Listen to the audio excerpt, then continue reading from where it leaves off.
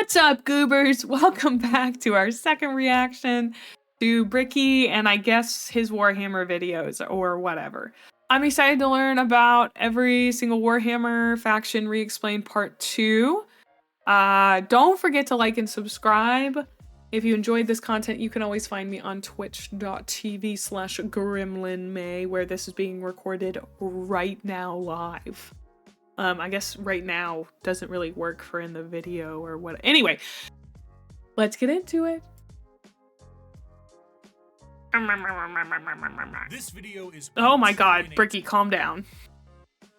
I too am very excited, but we did not need to start on that immediately. Okay, we got it. Let's start this. Since I had to rewatch the video in order to edit it, essentially. I do think I've got a pretty good grasp on the stuff we learned yesterday, but I may prove us very wrong about that, so we'll see. Two-part series on every faction re-explained. If you've not seen part 1, you were either snatched by the YouTube algorithm, or you don't let anything, not even common sense, hold you back. And for that, well, I wish I could be that strong.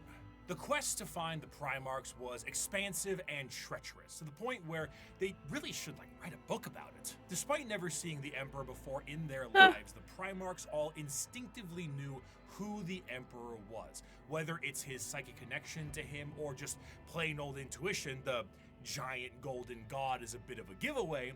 The Primarchs all lived their own lives, and some lived substantially better lives than others. Rabute Gilliman of the Ultramarines wrote. Yeah. Okay, so there's also a note down in the bottom that says, "Hey gamers, editor here. Somehow Richard managed to record Discord notifications in his voiceover. Here are only a few. Don't worry, just didn't want y'all to be confused." That's so funny. Rose through the ranks of his worlds and ended up turning an entire sector into a high-functioning society, where others, like Mortarion, lived on the poisonous hellscape of Barbarous under the boot heel of his own adopted father. When the Emperor arrived, some wanted to play a little bit of catch with their dad at first, and some didn't trust the baseball bat he was carrying, and some didn't want to play at all. Eventually, one by one, the Emperor returned his sons to his side to bring them back together as. Is the whole having a wolf on your shoulders thing like a motif for these Primarchs? Because Horus had one and so does this guy, unless that's also Horus. One happy family. A family who needed a good cleaning. Are you tired of boring old soap? Is your son the foulest being ever? Do your eyes sting when he comes near? Well, clean that man right back up with the power of Cheeky. That's right, the brand new moisturizing bar soap. He got me again with the ad read. He's so good at this. So brought to you by Moist Critical and Bricky approved. Nurgle hates it, but you'll love it. Bar soap is always so sticky and has a ton of fuss, but now you'll be glowing to the surprise of Lehman Russ. Cheeky soap is so good, we didn't even take it down. I know, he really does jump scare you with it. We love this soap so much, we are operating on 100% commission. We are supported purely and only by those of you who buy Cheeky. It is the best bar soap we have ever used. That is not a hyperbole. Your satisfaction is guaranteed. Take it. I need some new soap. Right. It's very good. Enjoy a multitude of flavors, including Lo-Fi Lavender, Pope Francis, Just Soap, Touch Grass, and Absolute Cinnamon. Cheeky alone has made me swap back to bar soap as my primary choice. No more liquid soap for this brick. Cheeky is the play. Go ahead and go to ushigi.com/Bricky or code Bricky for 10%. Whoa, Giga! These videos. That's code Bricky at ushigi.com/Bricky or click the link in the description to learn more. Get clean now. Well, he sold me. Oh, I love bar so soap. half his sons turned on him after the Emperor was able to. Yeah, bring Giga all has his a sons Giga has a bar soap with him. Giga's schmelling. Giga's so cool. The touch grass looks really good. Or the Spope. I'd get the Giga one just to support Gigan. I don't know. Giga, I don't know if I'd like Melon, but yeah. Giga just seems really mature. All of her takes are, I agree with pretty much all the time. To the fold again, he sent them on their way with his end goal in mind, reclaiming the lost worlds of humanity. Each of his Primarchs fanned out across the galaxy to accomplish this goal. Oh, since I've mentioned it, if you guys, I don't know if any of you are interested in the bar soap, I'll link it in chat. But the one they were expected to report to was his favored son, and the first one found, allegedly, which was Horus. Horus was granted to the title of War Master, and he certainly lived up to Big E's expectations. Thank you for pinning it. Very specific and set by Big E himself to all of his sons. However, either intentionally or not, the Emperor did not mention to his sons some of the more chaotic aspects of the galaxy. Horus himself, while in the process of reclaiming a more advanced human world, was informed of the existence of chaos gods, a factoid that Horus initially did not believe. To him, it was a bit unfathomable to think that his father would admit such significant information on the inner workings of the galaxy. However, he soon realized this was the truth, and this betrayal was unacceptable. With the astral it feels like the opposite of finding out that like Santa doesn't exist. You know? It's like, I can't believe my parents made up these chaos gods, and this is the reverse. It's like, why did my dad omit telling me about these chaos gods? Astronomical weight put on his shoulders, and his father immediately leaving it all in his hands, combined with the slow corruption of his mind by those closest to him, he began to change his tune.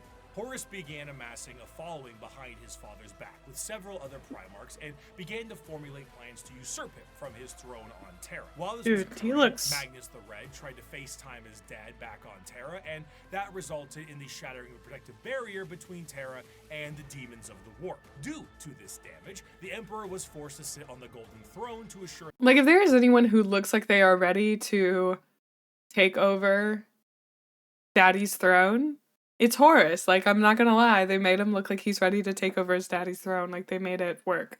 Horus's combo power lightning fist, lightning claws are so sick. They look sick. Continue to function. Ultimately, half of the Primarchs would fall to chaos, and the remaining half would fight back viciously against their brothers. Horus eventually gained the upper hand and arrived in orbit above Terra itself, and after antagonizing his father enough, the Emperor temporarily removed himself from the throne, strategically putting his old friend there as a seat warmer, and went to confront Horus himself on the Vengeful Spirit, his flagship. The Emperor faced down his son, and after a heated battle and 64 novels, the Emperor managed to obliterate Horus on a subatomic level, but not before his favorite son was able to mortally wound the Emperor. As the dust settled and the traitors fled from Terra, the Emperor's body was dragged back onto the Golden Throne, where it sits permanently to assure that it continues to function. A corpse forced to constantly hold back the horrors of the warp and guide humanity with his pale light. And that light is flickering. Horus super From there, bald. the remaining members of the traitors to the Emperor fled to their safe havens. These are the veterans of the Long War, the spiteful, and to them, the wronged. Those who would let the galaxy burn if it means the Imperium gets caught in the flames. These are the Chaos Space Marines! It's Du Bois again. And what are the achievements of your fragile Imperium? It is a corpse rotting slowly from within while maggots writhe in its belly. Let's go! With the toil of heroes and giants, and now it is inhabited by frightened weaklings to whom the glories of those times are half-forgotten legends. I have forgotten nothing, and my wisdom has expanded far beyond mere mortal frailties. The Horus Heresy saw the collapse of the Imperium as we knew it at the time, and half of the Space Marine legions fell to the ruinous powers. Though the favored son, War Master Horus, was killed and the rebellion ended, the heretical forces retreated to the warp and remain a constant threat to this day. The twisted reminder of what the temptations of the warp may bring, the Chaos Space Marines act as a mirror to the loyal legions, and as time progresses, their warp taint further changes them to suit the needs of their patron deity. Though marred and absolutely mangled by the ruinous powers, they are still unmistakably Space Marines in stature and shape, and according to them, they have never been more free. After the heresy, the loyal legions of Space Marines became very... If someone's like, I've never felt more free, you know that they are currently imprisoned by something psychically. Like, they've gotta be, for sure. Strict in their organization, and their separation into separate chapters with capped numbers and other formalities was done to prevent any form of heresy from happening again. The Chaos Space Marines are a bit different. Ultimately, these Marines are subject to the primary legions that fell to Chaos in the first place. The majority of these legions, the Black Legion, the Word Bearers, Iron Warriors, Alpha Legion, and the Night Lords, are supporters of Chaos undivided, either enjoying the powers of all Chaos gods or sometimes shunning them altogether. But a few of them follow a very specific Chaos god. Thousand Sons are followers of Zeech, the Death Guard follows Nurgle, Slaanesh has their claws in the Emperor's Children, and the World Eaters are avid followers of Khorne. From there, the legions themselves are separated into roaming war bands that may go under their own unique names or may stake a claim to one of the primary legions. Most of the gear and armor of a Chaos Space Marine remains the same, but stylistically it changes quite a bit to reflect the intention of the legion or their patron god. The Death Guard's armor has become... Okay, so I was gonna say, so each of those guys that he listed off are like the armies, right, that you can buy and stuff? Okay, this is what I wanted to look up. I just, like, I don't even know what the, thank you. I don't even know what the figurines look like, so it's been so long. So the starter set is $210, okay. That's kind of crazy, I'm not gonna lie. Okay. Looks like it comes with a million bajillion little guys. Okay. These are Space Marines. The fire team sets. You did mention that, yeah. But I just want to look at them. I don't have any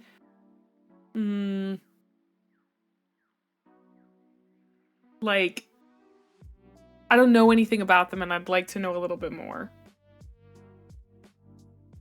The crazy stuff that people paint. Do you have a... Yeah, I mean, we were just looking at Gunpla, and it was like $20 for putting one together. And like, these guys are so much smaller and less complicated than Gunpla, and like, oh. This is the Ripper Swarm. This is the ultimate starter set. What's this? 200? Yep, 210. Like, I may get some flack for this. I'll say it. These don't look like they're worth that amount of money. I'm not gonna lie. Like, when you can get a Gunpla for $20, I'm like,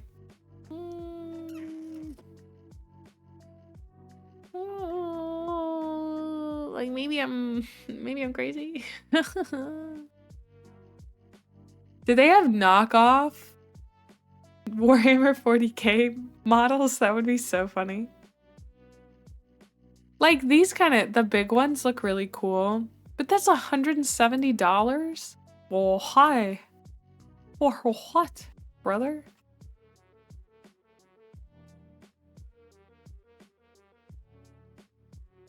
You're not a true Warhammer fan until you hate Games Workshop. Oh, wow. But those probably aren't allowed in matches. Yeah, but like I mentioned this the other day, I have a friend who plays Vintage Cube in real life with a bunch of his friends, and he has bought like all fake magic cards because those magic cards are way too expensive, and like even regular magic cards are way too expensive. But like the thing is, he plays those matches with his friends, so like it doesn't matter. So like if I would not play Warhammer. I don't care about playing the world's crunchiest game, but I would love to put together some of the models, but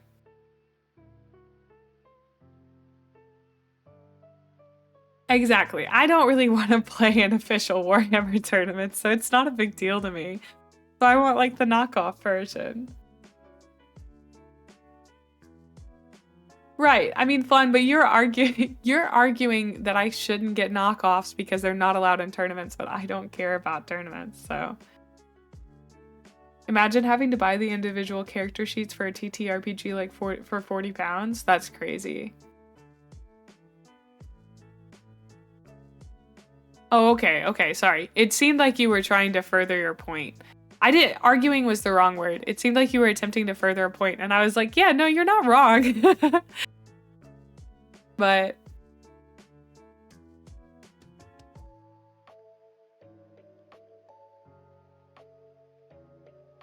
is this just info on Slaanesh? Oh my god, okay.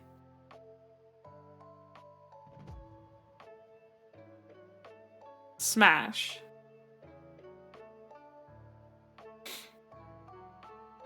I'm just saying that the reason people buy it for so much anyways is because they want to play competitive matches. Ah. Let's see, Audio Didactic said,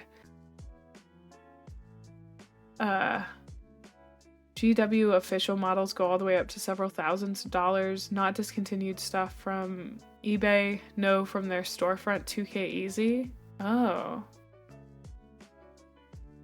Okay, my problem is I want like the Gundam. I want the Gundam model of Slaanesh.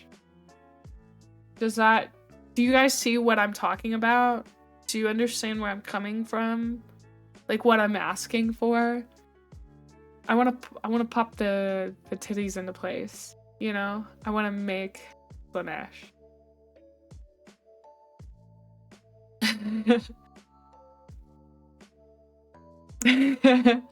Maybe they just don't make that, but that's totally fine. What is that? I'm gonna look that up, but yeah, I would use the nippers on Slaanesh's nips. Oh yeah, we watched someone put one of these together.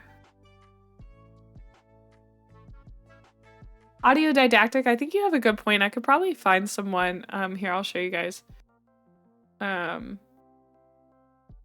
Like, these are the figures.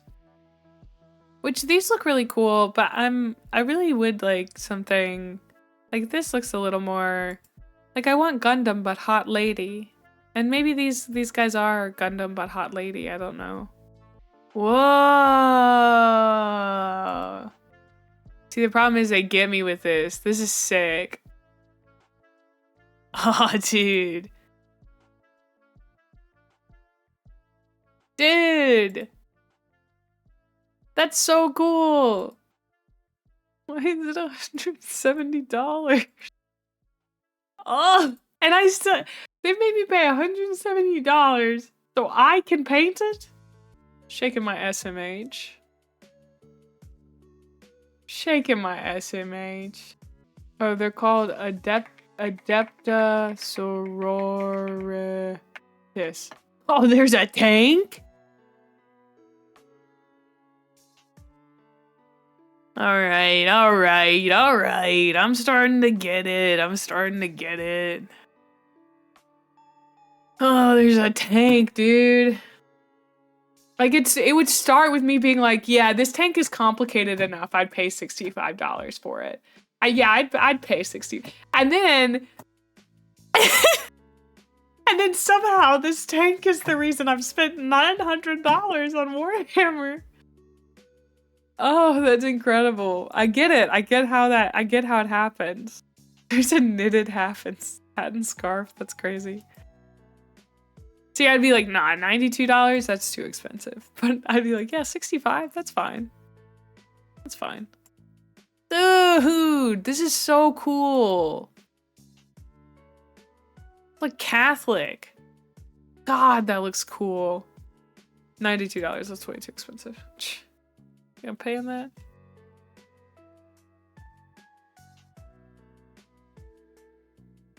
Like, why are these $100? Is it one guy? We're paying $100 for one guy? And you still have to paint him? I don't know. Maybe it's that, and you still have to paint him thing. High Gothic.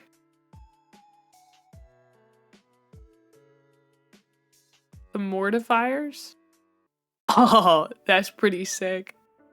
I wish they'd let me zoom in on the product page. That'd be so cool if I could zoom into the product that I would like to buy. So like it opens up and inside of there is that person. That's so sick. Okay, well, I would get that one. And it's only $65. The problem is I spent so much money on this. We gotta finish this Bricky video first. Sorry, I got so distracted. That is one of the things I like to learn is the little memes. I think the memes are so fun. Oh, I gotta turn the music off. Gaping mouths and plague-filled boils. The World Eater's sharp and violent armor reflects their bloodthirst, and the chaotic noise of the Emperor's Children armor, nipple rings included, pleases Slaanesh greatly. Due to the taint of chaos, the armor itself becomes less about plating and more about a new skin for any given Chaos Space Marine. Though the Chaos Space Marines have no true fear of death or numbers diminishing, there are still major recruitment efforts for their legions. However, the conscription of recruits is a lot more. I forgot to start the window capture. I'm sorry. Chaos fueled and is more of a forced assimilation, and in some instances, breeding. The organ implementations and other modifications are the same, and the necessity of a gene seed remains the same, but the result is a hell of a lot different. Understanding Chaos Space Marines is a difficult exercise. If we took my original video 5 years back and looked at the Imperial Knights section, it mainly focuses on big stompy robots. Now that I understand more, I can discuss the Code Chivalric, the Throne Mechanicum, Squires, and Monarchs, and bring some more context to it all. To assume Chaos Space Marines are simply the opposite side of Space Marines would be foolish, for once you understand the plight of their Primarchs, it can provide a context always needed. Horus himself turned through an old. Okay, I got a comment on YouTube that says, also worth mentioning, the lore is such a mess that the official stance is that there is no canon. Kinda love that. I mean, when you write like 1,000,000 books, that makes sense. Overwhelming weight on his shoulders and lies told by his father. But what of Angron? Angron lived as a slave gladiator for his planet's masters, who took Dark Age technology and shoved it into his brain, so experiencing any emotion other than rage was agony for him. He finally leads a revolt for his fellow gladiators and frees himself from the confines of servitude.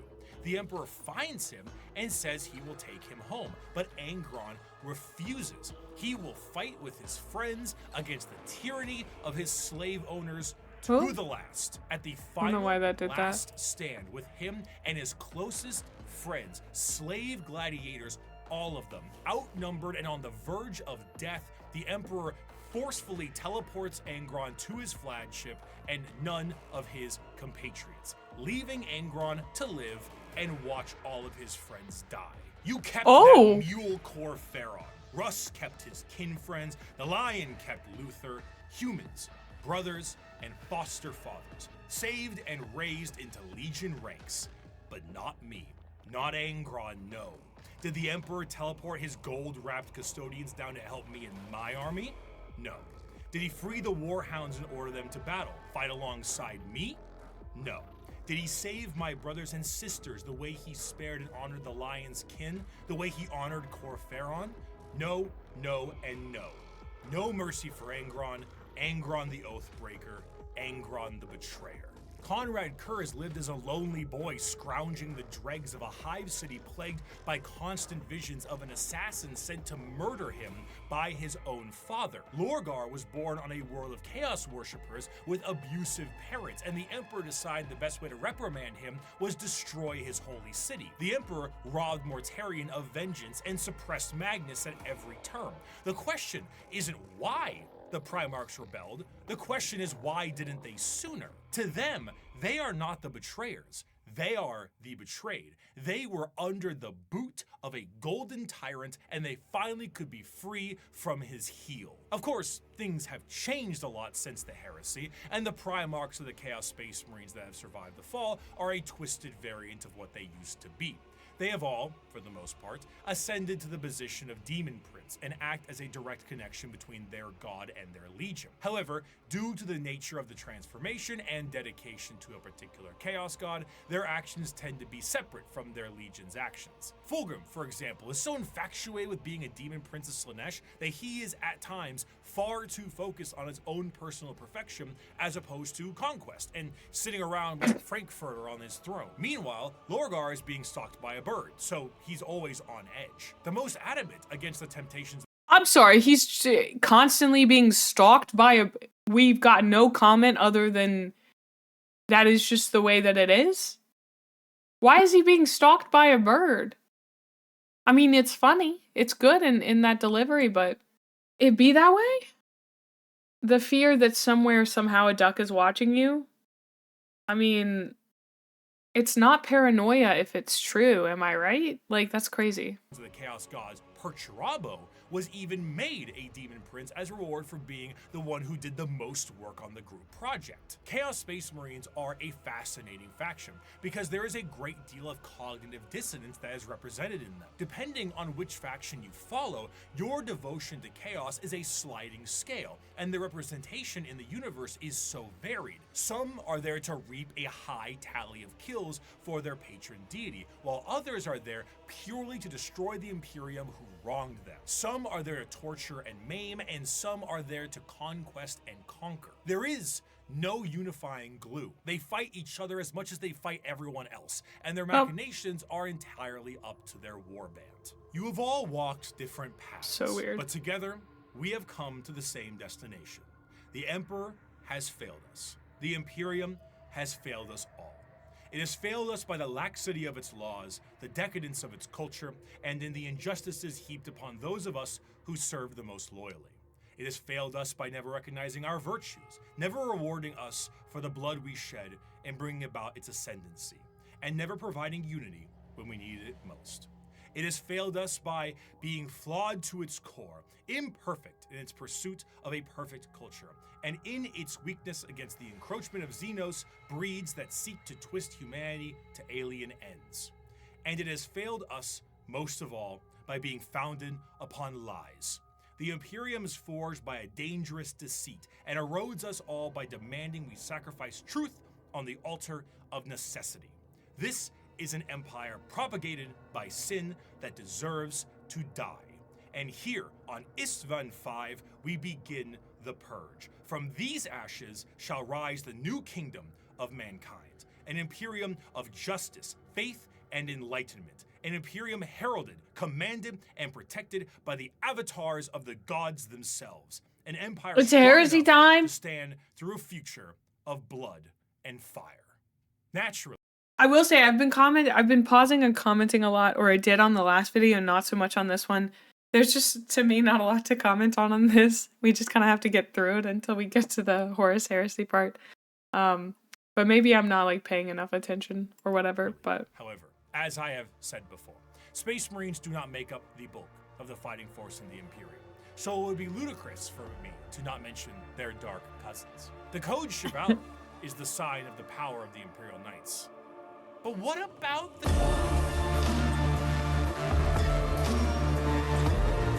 ruinous powers claimed during the Horus Heresy extended beyond just the Space Marines and the Primarchs. Mars itself was subject to a revolution that saw half of them fall to chaos as well. And some of the once loyal knight houses saw themselves swearing fealty to the dark gods. The falling of these factions allows for the war machine of chaos to continue uninterrupted and to have firepower equal to that of the Imperium itself. The Dark Mechanicum, as the name suggests, is the chaos-affiliated branch of the Mechanicus, and have a lot more free reign, much like the freedoms of the Chaos Space Marines. The seeds of the Dark Mechanicum were planted fairly early due to some of the Mechanicum not really seeing the Emperor. Wait, so did the person who did a lot of the Warhammer stuff do Ixion's OST as well? Is that what you're saying?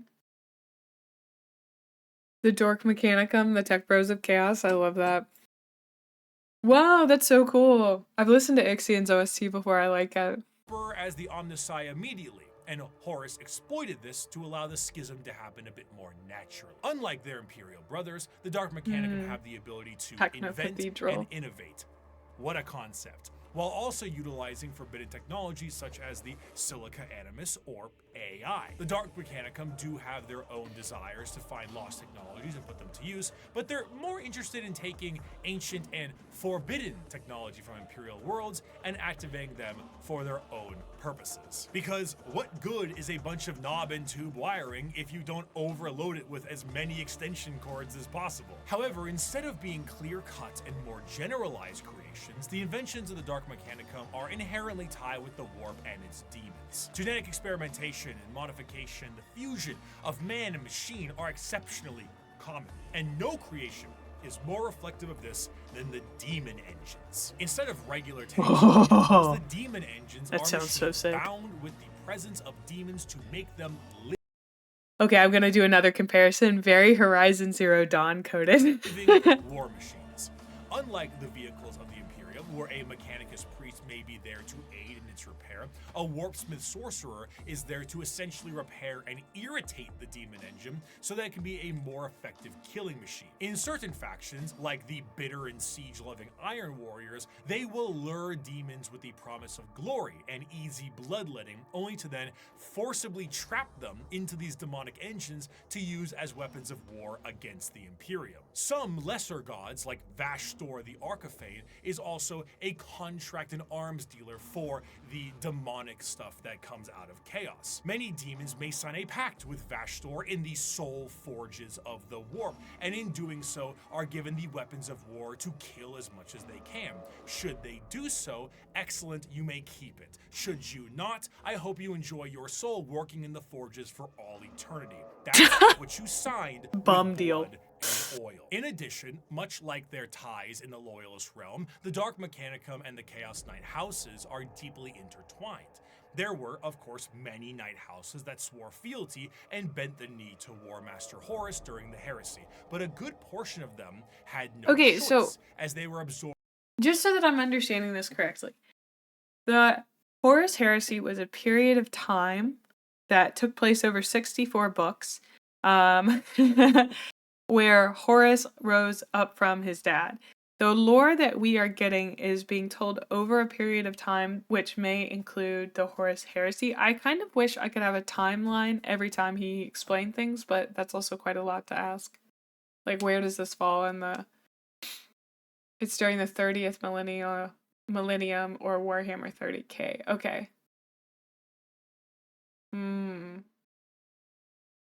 Is the once I realized the weakness of my flesh copy pasta a normal Mechanicus or a dark Mechanicus? I think it's a normal Mechanicus. Dark Mechanicus sounds edgy, but they don't sound as hardcore. Does that make sense? Like, if you're gonna call yourself the Dark Mechanicus, like, how actually hardcore could you be? Do you get what I'm saying? Maybe I'm wrong. The 40k period is 10,000 years after the heresy. Okay, that helps it put it in perspective in terms of where we are in the timeline. By warp storms and corrupted into compliance. Many of these Chaos Knights reflect the very early Dark Age technology Knights with more corrupted weapons. The Throne Mechanicum, which once had a noble sitting and taking control of generations of previous drivers, and they also use AI in the Dark Mechanicus, right? Monstrosity of wrath and hatred. The nobles of the Chaos Knights fight to aggravate and bring the machine to their will while combating the corrupted minds of their fallen ancestors. Some of these nobles may do such a good job that they themselves fuse into the throne itself and become one with the knight. If a noble dies, no worries at all. Unlike the Imperial ones that require a pilot, a demon can hop into the cockpit and control it instead. The Night Worlds also see full corruption as well. Where there were once peasants, there are now cultists, and the goal of the Chaos Knights are just as chaotic as the gods they follow. Some are sent to war by the ruinous powers. Others may protect Dark Mechanicum Forge worlds, and others still may be so hyped up on the ruinous powers that they are just aimless and reckless, hoping to unravel the fabric of the universe itself. Though the aspect of nobility is still there with the Chaos Knight, but it's hardly the same as it is on the Empress. As opposed to a beautiful knightly stallion, the knights That was here in the are video, that was not your horrifying, Discord. unpredictable monstrosities fueled in part by the agony of the memories of the ancestors trapped within. An invasion by a house of Chaos Knights is a horrifying thing. One might ask, how do knights enter the battlefield? Normally they can be deployed via drop. Hey, Bricky. Hey, I have a question. Hey, Bricky, come here. How do knights enter the battlefield? Could you answer that question for me? I'd really like to know. Thanks. You're the best. Ships the standard way, but Oh, thank you so Imperial Knights can much. deploy with a drop keep. A gigantic knight keep with like towers and stuff will hurtle towards the surface like a drop pod and be slammed into the ground with an excessively thunderous crash. Then, massive drawbridges slam down, banners unfurl, and huge horns play the song of their people as these lumbering robots charge out of their, again, drop keep to fight for the Imperium. So imagine what a warp-fueled version of this could look like. If you get the opportunity, you should kill yourself.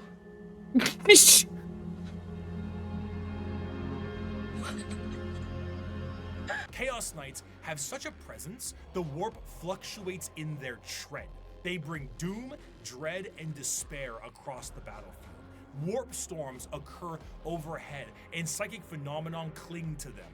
A Chaos Knight will arrive either in some warp-debased platform, or perhaps a portal itself, or climb out of a pool of blood. As the air gets heavy, the enemy feels a crippling sense of paranoia, and the sky begins to rain blood, acid, and God knows what else. The horrors of the warp have resulted in a dramatic change. Okay, they're kind of hardcore. In the favor of their forces. Though in practice, it is a horror beyond comprehension, their baseline desires don't seem that radical on paper. They are creative builders, working to innovate and improve technology while utilizing anything they can to accomplish their STEM goals. Looking at the dark forces of chaos and the Emperor now on his golden throne, humanity is fractured.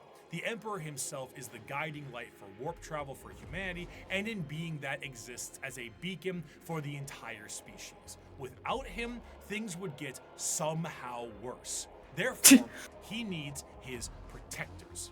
Where a Thunder Warrior wasn't enough for his armies, and half of his Space Marines turned traitor, the Emperor's personal bodyguards are something else entirely.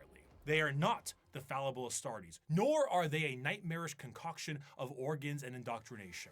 They are built and gene-crafted, with science bordering on magic. They number 10,000 strong, and each of them is a hero. They are the Adeptus Custodes. Rare is the battle where an Emperor's custodians outnumber our foes. We are ever beset, surrounded upon all sides by heresy and foulness, just as is Terra itself. Yet, like the throne world, we stand resolute, indefatigable, indomitable. Let the enemy come. Let them darken the horizon with their numbers. Still, we will prevail. Though the Emperor sits rotting on the golden throne, his talons remain sharp.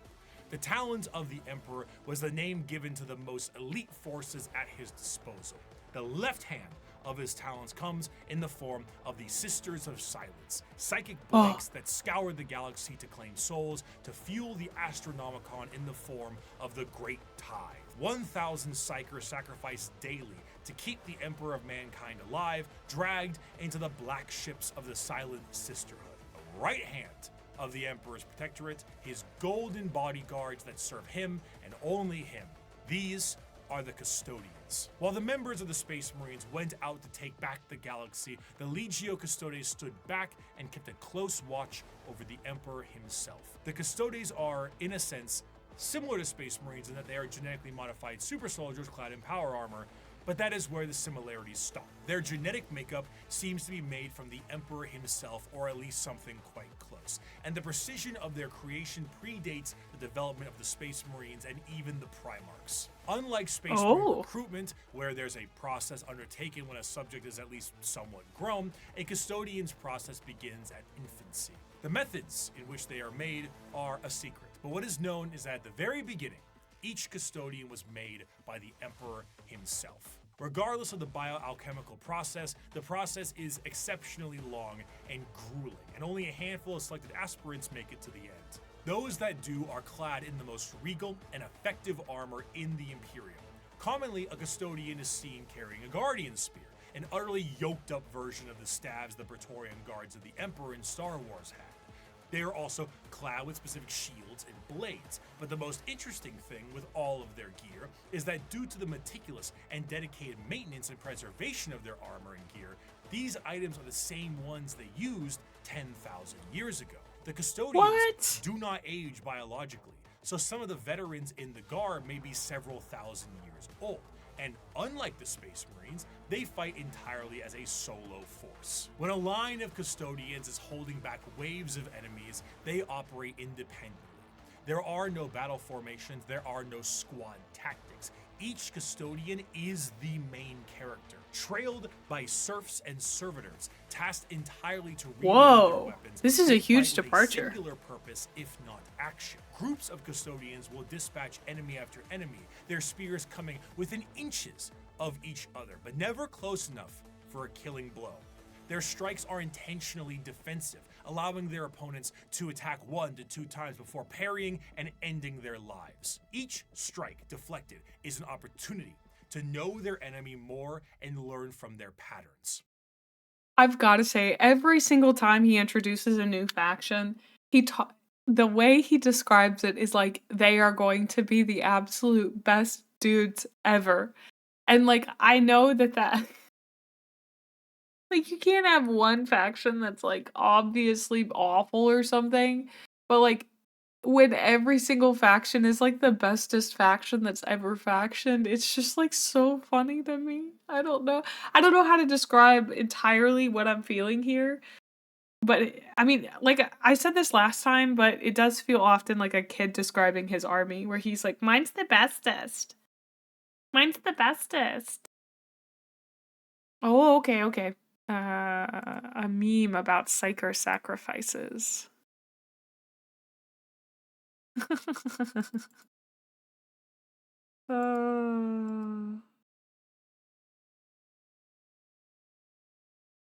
Psyker sacrifices. Nom nom. Is that the Emperor?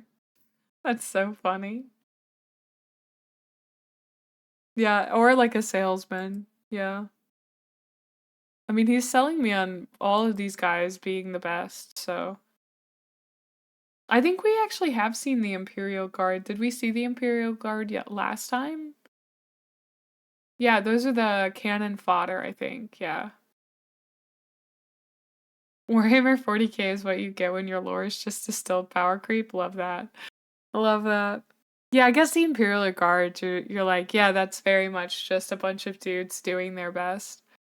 The rise of VTubers getting into Warhammer was unexpected. Have you seen Bricky, though? Have you seen him? Hard not to. Like, he's into Warhammer. That's nice. Oh, I'm back. Also, that meme about the psychers made me made me want popcorn, so I might have to go make some. So yeah. But also, hi Dirk, welcome on in. You're so excited for the wah? What's the wah?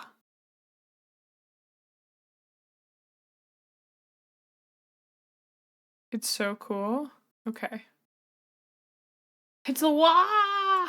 Okay, I'm so excited about the orcs. They're coming up. They're coming up. Of close combat, enemy knowledge, and reactions measured in milliseconds. Though the custodians are a part of the Adeptus Terra, the members of the Guard only answer to their own leadership and the Emperor himself. The leader of the custodians is known as the Captain General, and individual squads of custodians are overseen by a shield captain. As their focus is on the Emperor, their command center is located within the Imperial Palace. The Tower of Hegemon serves as their primary base of operations, but there is a dedicated elite guard of custodians known as the Companions that stands 300 strong by the Emperor's side. In total, the custodians are 10,000 strong, and when a member retires, their name is added to the Hall of Name and vanish across the galaxy in a cloaked disguise to serve as eyes and ears for the Imperium. Despite they their become numbers spies. and strength, the members of the custodians do not consider themselves to be soldiers or warriors in any way. They see themselves strictly as the guardians of the Emperor in all facets of his presence. This extends beyond the physical. Custodians believe they represent the guarding of the Emperor's ideals and philosophies too.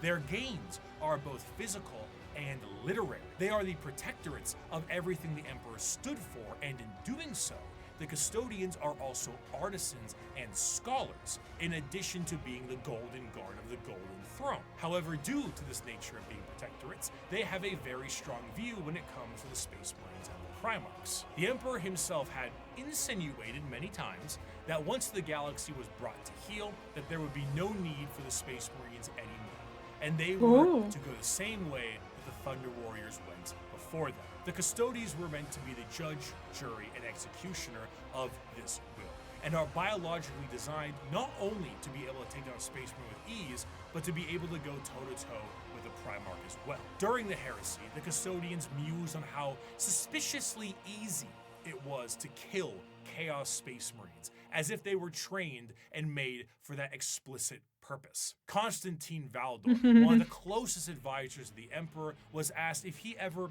disagreed with Bricky on something. Hey, Mr. Emperor, dude. It seems like you created these guys that are like really good at killing Space Marines. Is there a reason you happen to have done that? Do you have anything to say about that, possibly?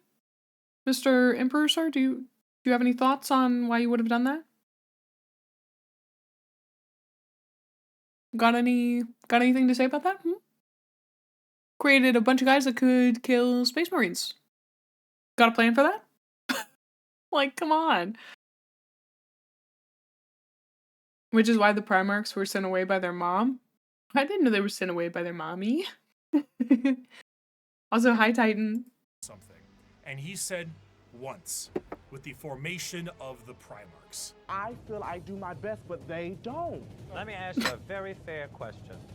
What do you do successfully? Quickly.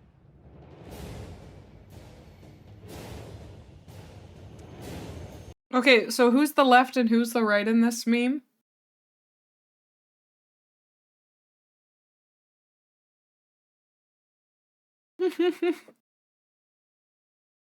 I believe you, they died heroes. I won't ask any questions about the Thunder Warriors and what they may or may not have done before they died. You don't know? Okay, well. Maybe I have to listen back a little bit.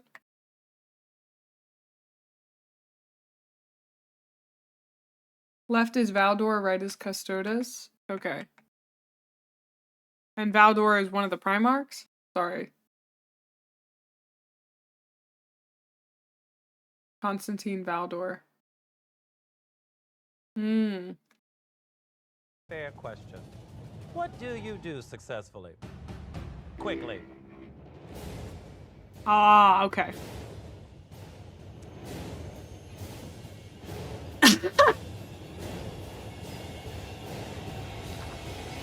I hate that every time we're in Untucked, the conversations are about me. And besides the trained distrust for Space Marines, the custodians also have evidence for their distrust. The Horus Heresy saw half of the chapters fall to chaos and turn traitor against the Emperor. In the mind of a custodian, the fact that half of the Space Marines fell before means that the other half can fall with ease. They are fully capable of wiping out literally any force put against them, and in a sense are the final representation of the golden age of terror. However, they are forced to stand in silent and blind service to the Emperor and to the ill of the Imperium. And they, for 10,000 years, have stood vigil over the Imperium and have watched its rise and fall with the inability to do anything about it. While they do go out and fight some battles here and there, At the end of the day, the vastness of the Imperium means that the closest advisors to the Emperor himself are powerless to make any change. But goddamn, can they kill a space marine? For 100 years, I stood my watch amidst the somber shadows of the Sanctum Imperialis. I was still as a statue, but always ready, always attuned to dangers unseen. Days, months, years passed by in a frenzied blur beyond those walls, yet within, little moved and nothing changed. For 100 years, I did not but wait, yet had any threat appeared, I would have struck it down in a heartbeat. For 100 years, I stood my watch, and as it ends, I can tell you this: patience is a weapon.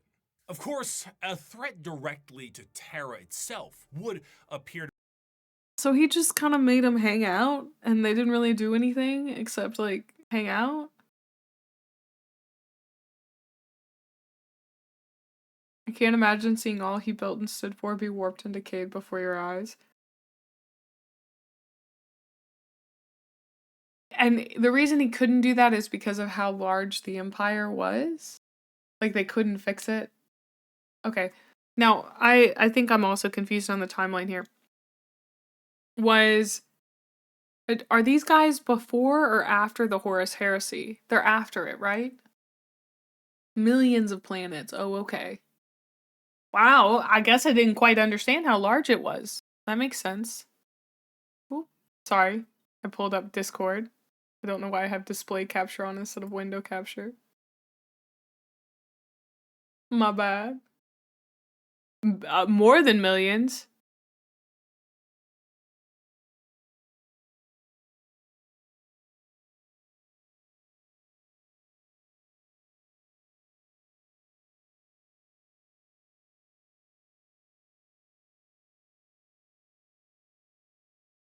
This is faction description timeline doesn't apply here. Okay, interesting. They were created before the heresy and continue to exist in modern era. That helps a lot. Basically, I think the best way to explain the Emperor's choices is that the Emperor kinda meta knew he was in a grimdark story and made preemptive choices to counter the various pitfalls. Okay. be Alright, something alright. foolish. It's in the deepest parts of Imperial space. It's one of the most defended bastions in the galaxy. You truly have to be foolhardy or insane to think that you can take on Terra itself. However, one faction certainly got close. In the dark ages of the stars and in a river of misery, there is one faction having a cracking old time. The galaxy sees them as savages, yet they have already figured out the questions of the universe. Their numbers are uncountable, their technology incomprehensible, and It's yet the their violence is boys. so What? very green. I am, of course, talking about the I'm biased, I pinnacle like of green. creation. For them, the great struggle is won. They have evolved a society which knows no stress or angst. Who are we to judge them? We Eldar who have failed, or the humans on the road to ruin in their turn? And why? Because we saw answers to questions that an orc wouldn't even bother to ask. We see a culture that is strong and despise it as crude. During the war in heaven, Love that. I wasn't kidding. I said I wanted some popcorn and I got some popcorn. Yeah, I don't know if I'm gonna eat it all. I already gave some of it to my dad. Because I was like, I made too much. But, alright.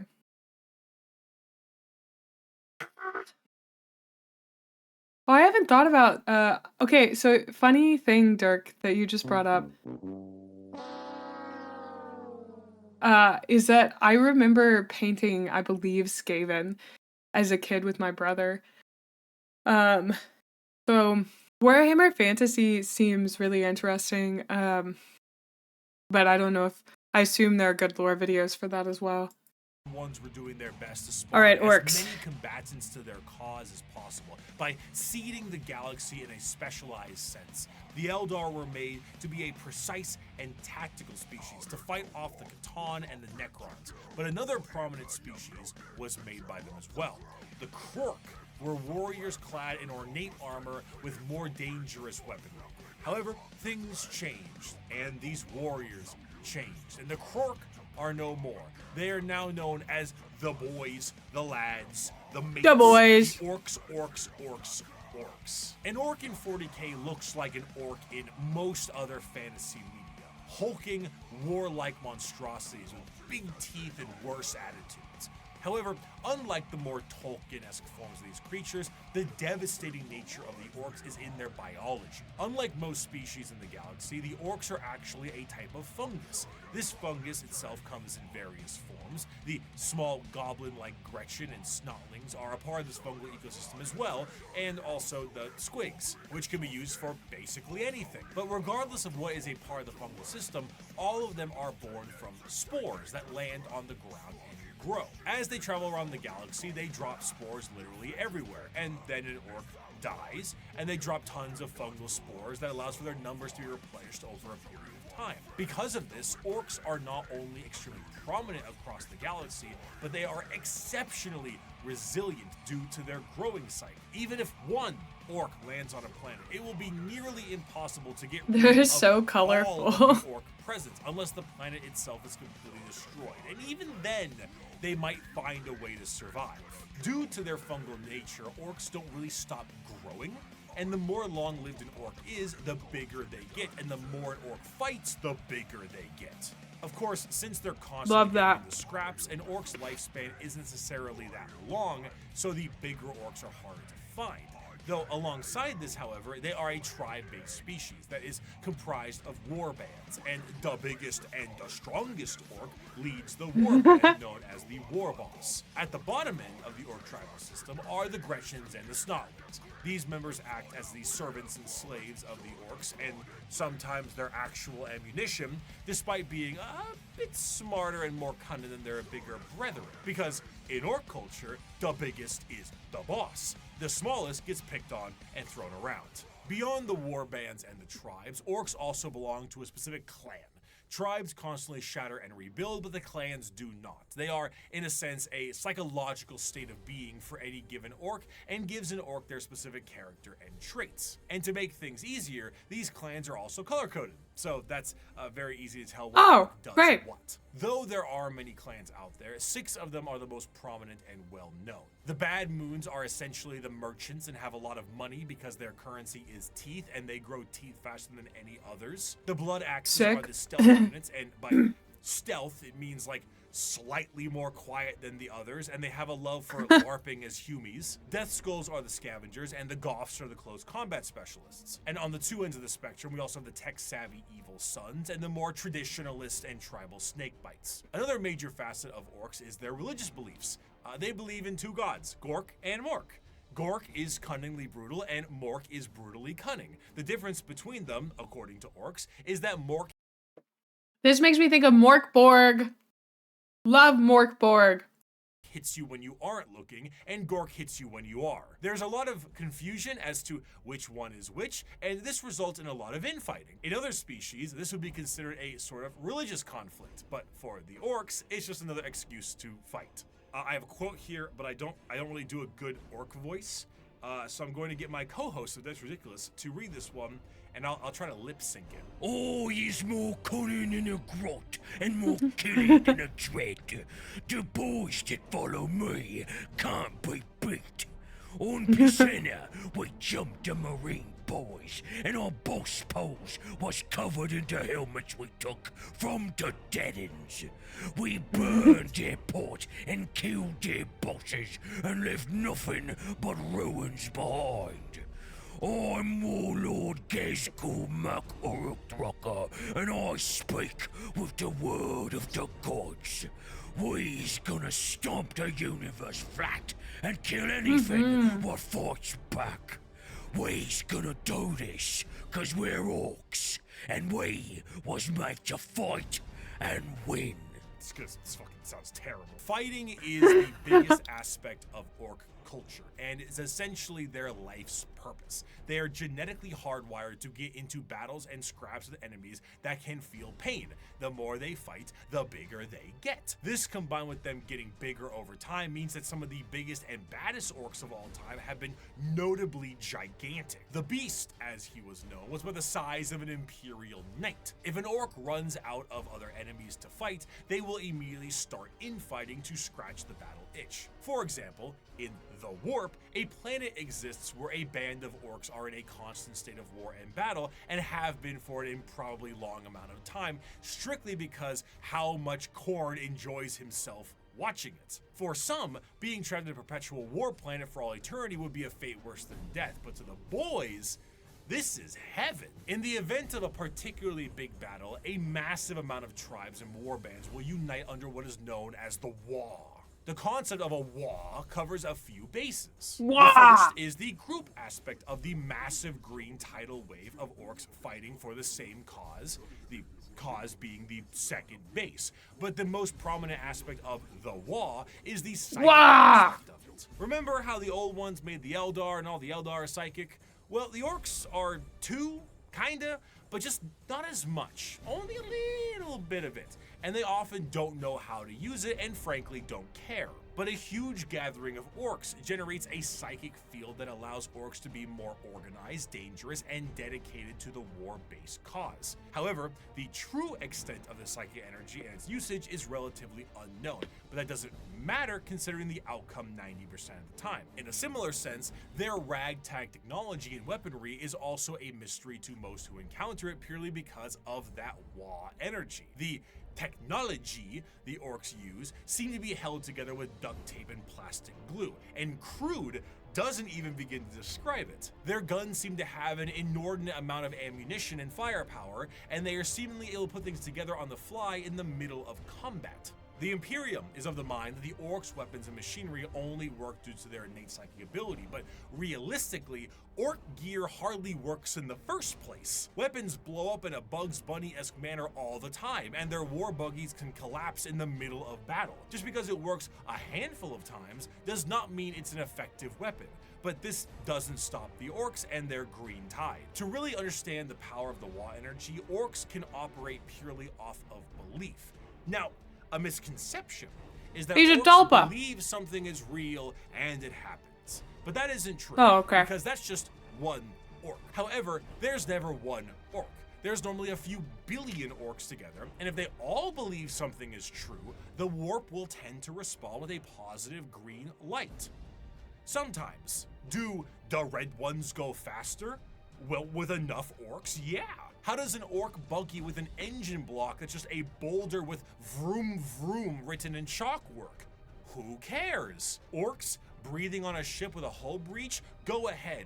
An orc went back in time to kill a version of himself so he could have two of his favorite weapons. It is shenanigans. Because of their actions and aesthetic, the orcs tend to be presented in a comic relief sense in a lot of media, particularly the media from their perspective. They are bumbling and loud and goofy British football hooligans, and they say silly things and act in silly ways. But to the citizens of the Imperium, the orcs are far from funny.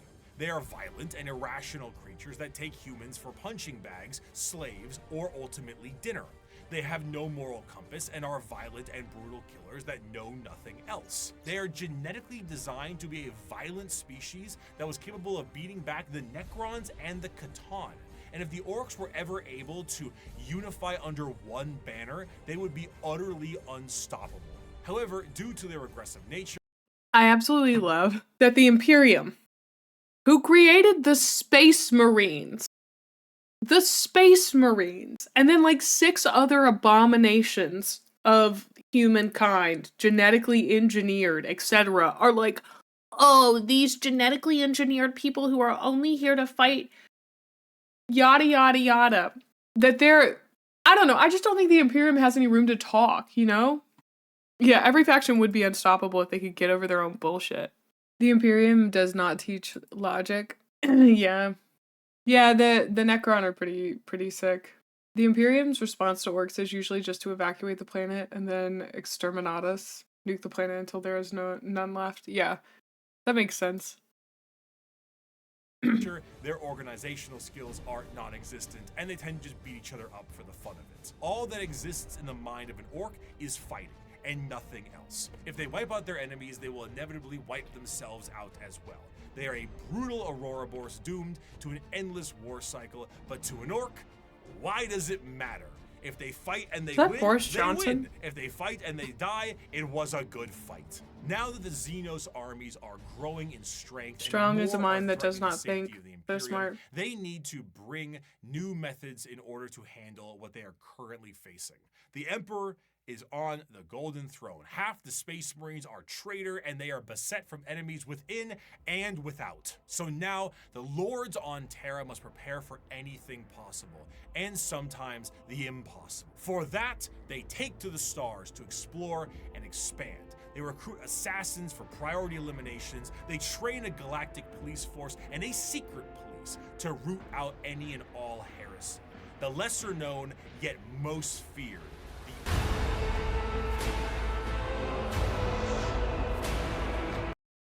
That is Boris Johnson. It's an insult to the orcs to compare them to him. All right. Harp said, orcs are shockingly powerful. You kill them and they come back like bad weeds. Their innate psychic ability means they don't require training to fight and slaughter. They know from birth how to swing an axe, shoot a gun, and drive a buggy into people. They can tape shit together and make it work when no other could. Orcs are an unyielding force and are terrifying. Yeah, I definitely am understanding that. I do find them to be very terrifying, but I like how they, from their own perspective, are very goofy. I think that's a good contrast to be made there. So, strong as a mind with no room for doubt. Also true. I carry with me an inquisitorial seal.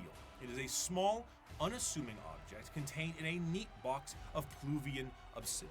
It is a modest thing, relatively plain, adorned with a single motif and a simple motto.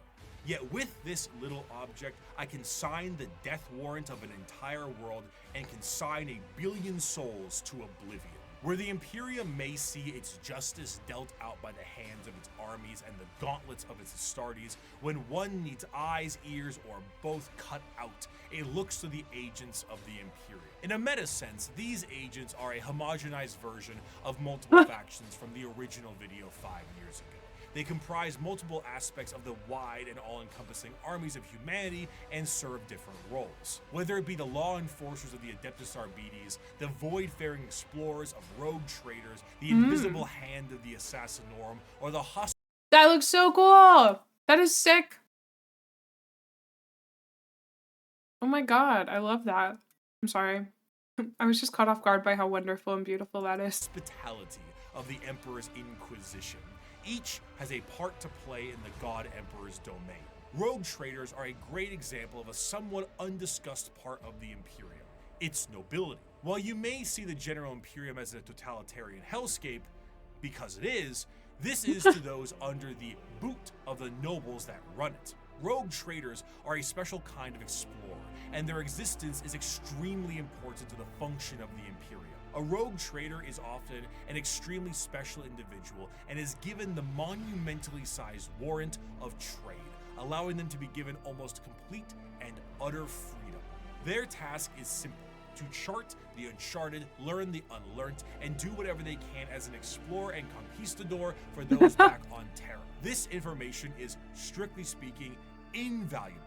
Whether a sector can be settled and colonies built, or precious rare resources exist on a floating asteroid can be mined, or a long-lost Imperial world from the Age of Strife is recovered, it's all absolutely imperative. These rogue traders are faster than any other kind of Imperial armada, and therefore chart the direction of the entire society. Because of this, rogue traders are given a State-sanctioned pirates. Of freedom. They have a ship and a crew of specialists, and can do things that would see any normal person shot. They can barter deals and even recruit Xenos races. They can explore areas strictly prohibited, and they can earn a vast amount of wealth and riches in doing so. This tends to make rogue traders a privateers, very long lineage, and their heirs take up the mantle of their house. By being explorers, they become fabulously wealthy, and some can become quite the assholes while doing so. But truly, much like a night pilot, a rogue trader is an exceptionally rich individual who can back it up. They are master swordsmen, explorers, merchants, settlers, diplomats, and everything in between. They chart a course and they set the grounds, which means they will need someone to defend them, and the prime choice for that can be the Adeptus Arbites. Now, the Arbites are cops, Judge Dredd style cops, as their inspiration clearly shows. Each planet will have their own members of local law enforcement, and most of them will settle many of the issues there and then. But when something requires a far more in-depth peacekeeping force, the Adeptus Arbites are brought in. Think local police versus the FBI. Arbitrators in the Arbites tend to focus heavily on stopping crime before it can become too much of a threat. A criminal gang or heretical uprising can be subdued quickly and efficiently by utilizing them and dealing with soon-to-be criminals, as they put it. They will tap communications, create spy networks, do interrogations and sabotage, anything that helps the good of the Imperium and the law they seek to preserve. The Code of the Arbites is laid out entirely via the Book of Judgment, a gigantic library of pages showing every single law from every single high lord. Okay, am I wild for saying that a lot of, like, so many of the things that we have covered have to do with the Imperium? Like, it seems extremely heavily skewed towards the Imperium.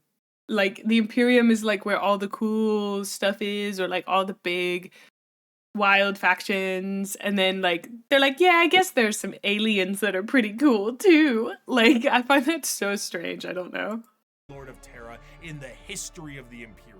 Because the Imperium is so vast, hundreds of laws are added every single day, and the library continues to grow with more and more laws and judgments. While Arbites themselves carry a small version called the Book of Law on their person, this does end up creating a system where the unjustly prosecuted will never escape their prisons. If an innocent is wrongly convicted, any form of legal counsel will need to go through the Book of Judgment to help get you out. Often these prisoners require hundreds of years of litigation, in which they will eventually expire before they can be deemed wrongly convicted. Innocence is irrelevant. You have been judged guilty of transgressing the Lex Imperialis. Do not compound your guilt by evading punishment, as there are greater crimes, so are there greater sentences. Of course, should something go out of the hands of the Adeptus Arbites, there is always the silent hand of the Officio Assassinorum to take their place. Naturally, the Imperium has assassins, and these assassins are sent to dispatch important figures that would not normally be handled by simply sending waves and waves of guardsmen at it. The Assassinorum is headed by the Grand Master of the Assassinorum, who is a High Lord of Terra and perhaps the shadiest individual in the entire galaxy. At his disposal are multiple types of assassins that all specialize in various things. Their training is extreme and absurd. Aspirant children are often subjected to Hunger Games style combat with each other on the ride over to the temple. Then you get low gravity, high pressure, traps, horrendous physical and mental strain, and everything in between. Then their minds are wiped completely and the real fun begins. An Imperial Assassin is nothing to mess around with. They are some of the fastest moving and hardest hitting things the Imperium has at hand, and can go toe to toe with Space Marines depending on which temple they are from.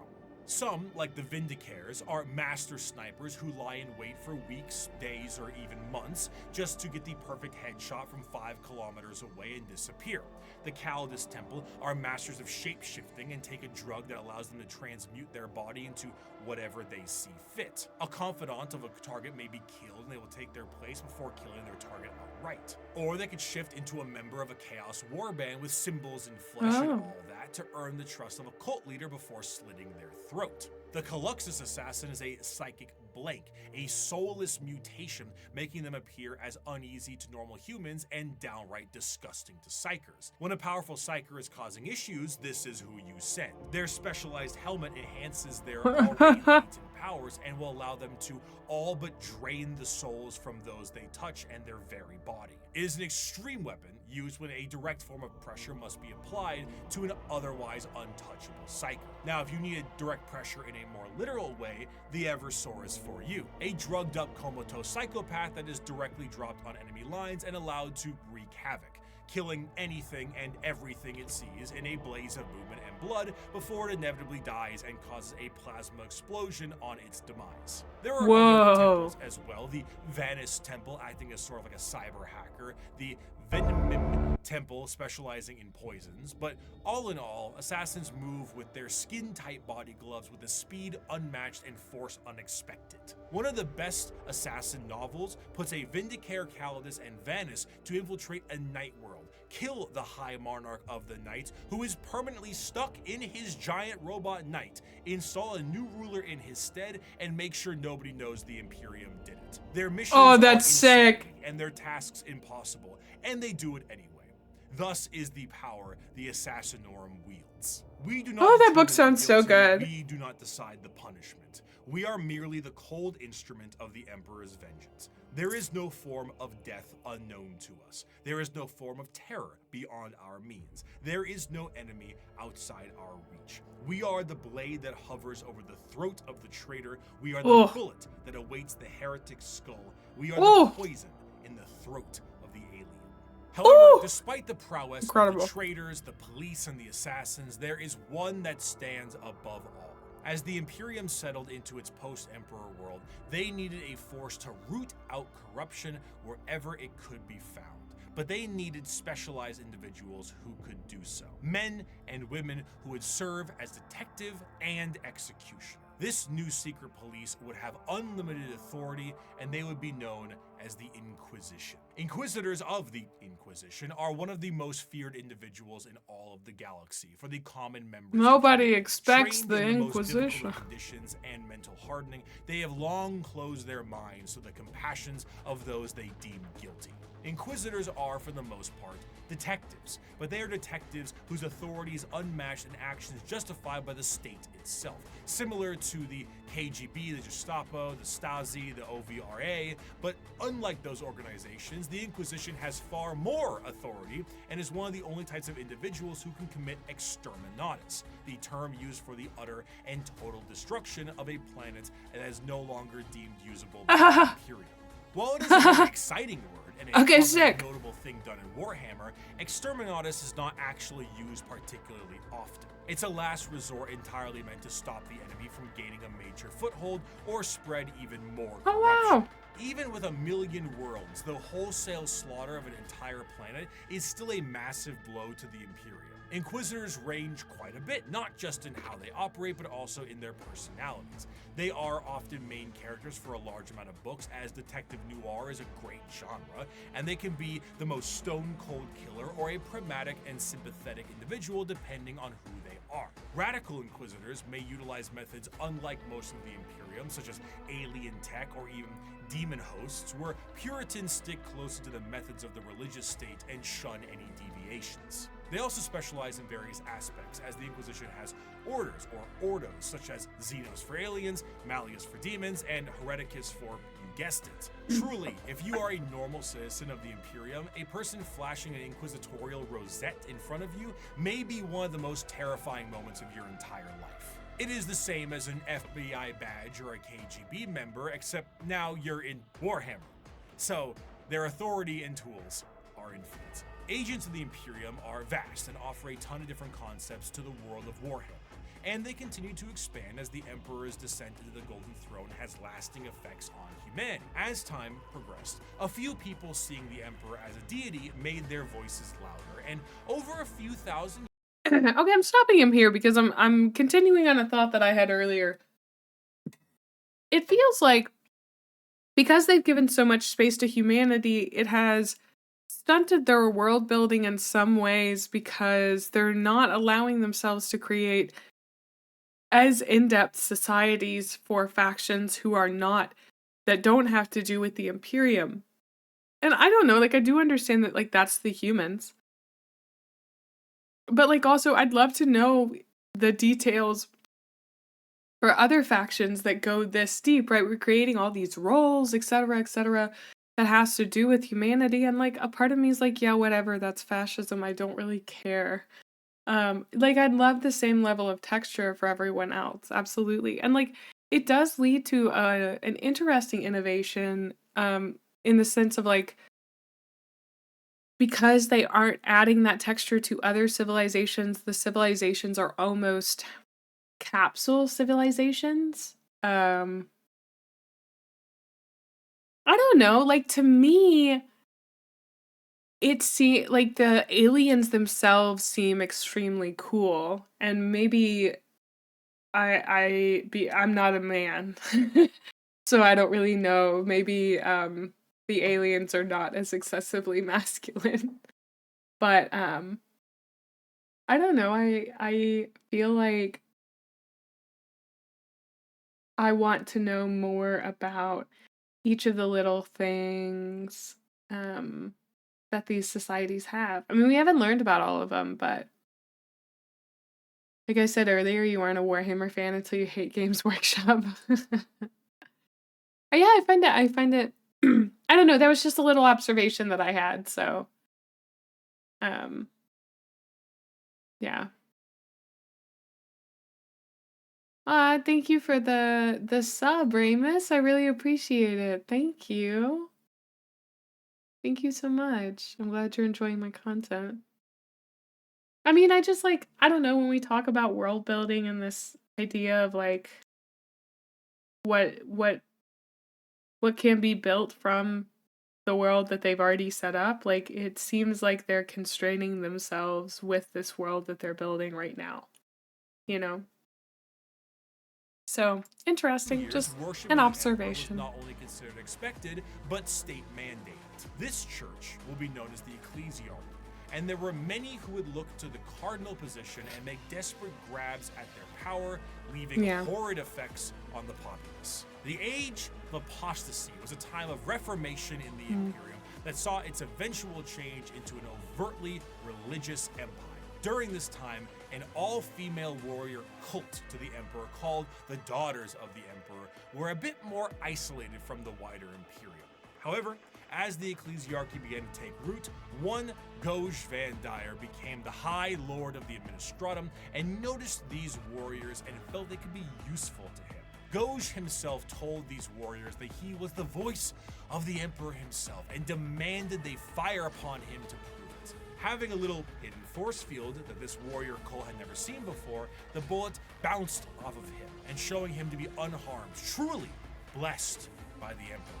This cult became known as the Brides of the Emperor and acted as his personal bodyguards and aides. However, Goj Van Dyer was a tyrant, and his horrendous reign spelled ruination for the wider Imperium, which made the Adeptus Custodes take notice. Despite an outright coup and revolt against him, the deadlock was getting steep as the Brides of the Emperor's fierce combat skills kept him safe. One custodian made contact with the leader of the Brides and brought her into the throne room of the Emperor himself. Nobody knows what transpired in that room, save for Alicia Dominica, the custodian, and the Emperor himself. She's so hot. However, she left the room with her hair bleached pure white from the interaction, marched her battle brides directly to Van Dyer himself and said, "You have committed the ultimate heresy. Not only have you turned your back on the Emperor and stepped from his light, you have profaned his name and almost destroyed everything he has striven to build. You have perverted and twisted the path he has laid for mankind to tread. As your decrees have stated, there can be no mercy for such a crime, no pity for such a criminal. I renounce your lordship. You walk in the darkness and cannot be allowed to live. Your sentence has been long overdue, and it is now time for you to die." Despite not having any time to die, Goj Van Dyer found some time to do so. With his head lopped clean from his body, the Brides of the Emperor were no more, and the ecclesiarchy signed a document to stop Van Dyer's reign from happening again. They would no longer be allowed to have men under arms. Men. It's my girl!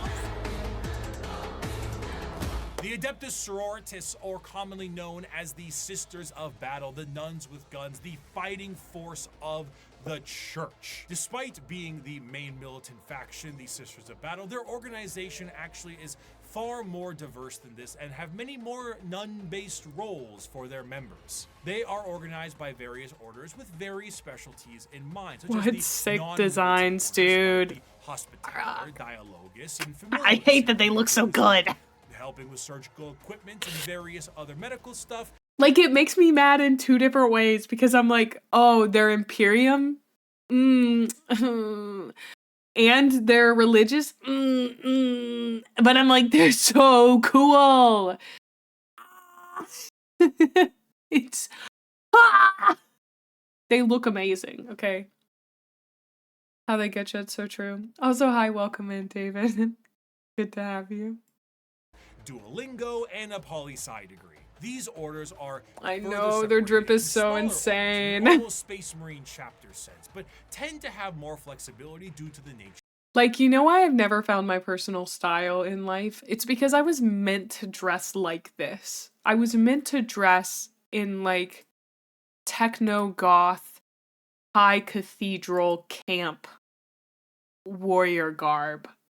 That, or to be, like, a prophet of an oracle at Delphi, but, like, in the Warhammer universe, where I wear, like, a really cool robe or whatever.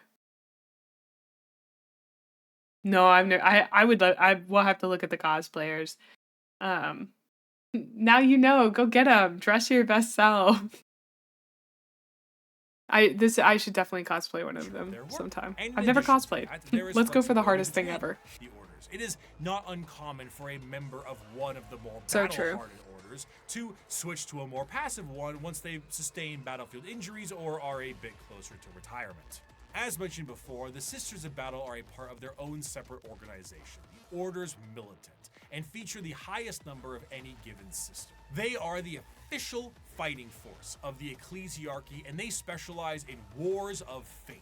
Unlike the deployment of Astartes and Guardsmen, the Sisters of Battle are often deployed with members of the Inquisitorial Ordo Hereticus due to the holy war nature of their battles. The Sisters of Battle are suited up with their own form of specialized power armor that gives them almost like a Joan of Arc vibe to the battlefield. Okay, are these supposed to be like plenary indulgences or something? Like decrees by the church? Like medals?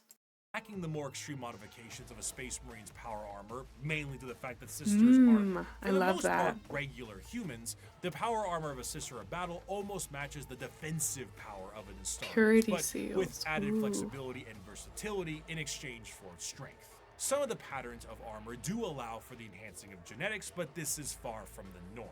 This, combined with an arsenal of tanks and vehicles that have literal church organ rocket launchers on them, really brings across the holy war vibe in a gothic manner. Accompanying a Sister of Battle in the fields of war is the holy trinity of weaponry: the bolter, the flamer, and the melta. With such a simple loadout, the Sisters of Battle are able to bring down the glorious flames of the Emperor himself, and his holy light shines on them in other ways during a conflict. Hell, even their jump packs evoke angelic imagery as opposed to the more clunky jetpacks ones that Space Marines have. In times of great turmoil or impossibility, a living saint of the sororitas itself might appear on the battlefield surrounded by a litany of doves and cherubs. An almost comical scene of holy glory followed The Emperor by also wouldn't literal like the religion The Sisters are a fascinating organization because they take what is normally seen as a benevolent force and turn it on its head to be a horrifying method of war. Because the Sisters are so zealous, they are nigh impossible to persuade and almost never fall to chaos. In fact, any deviation from the Imperial faith may see you killed outright as you are deemed a heretic, and sometimes Sisters have even less patience than the Inquisition does. To the Adeptus Sororitas, no punishment is too extreme for blasphemy and heretical behavior, whether it's lobotomizing traitors to use as shock troops or attaching them physically to agonizing pain engines so they can die for the Emperor. Anything goes. The most fascinating part of the Sisters, however, is their faith. We discussed how orcs often make things happen through belief because of their sheer number of them. The Sisters create miracles where they walk. They are not many psychers like orcs, but they are excessively devout and make up for that. Bullets barely miss targets they absolutely should hit. Guns jam, tanks malfunction, enemies slip and fall. The scene from Pulp Fiction is an accurate portrayal of what happens when the sisters fight. I'd knock that shit off if I was you. Die, you motherfucker!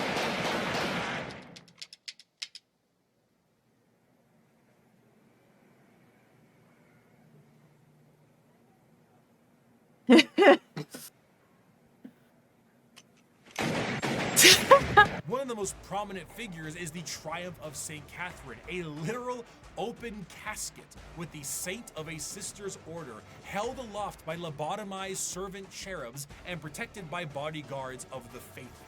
The devotion to the emperor swells so strong that acts of faith are made manifest, and sometimes angels themselves. When the sisters go to war, they have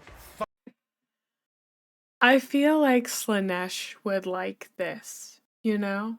thundering organs and litanies screeching Does that make out sense? into the battlefield, hymns and songs. They rabble off prayers on their lips and burn holy fire across the area. They spray holy water down from horns atop their vehicles. It is a genuine holy war, a procession of death. Saint Celestine is an undying deity, arriving precisely where she is needed and returning to the fold after each death. When she dies, she sees a crying young girl atop a mountain of bones, her bones, after every one of her deaths. She climbs this mountain every time to help comfort this crying child and is rebirthed upon the battlefield. And one day, her deaths will create a mountain so large that even she will not be able to traverse it. Is she a demon of the god emperor?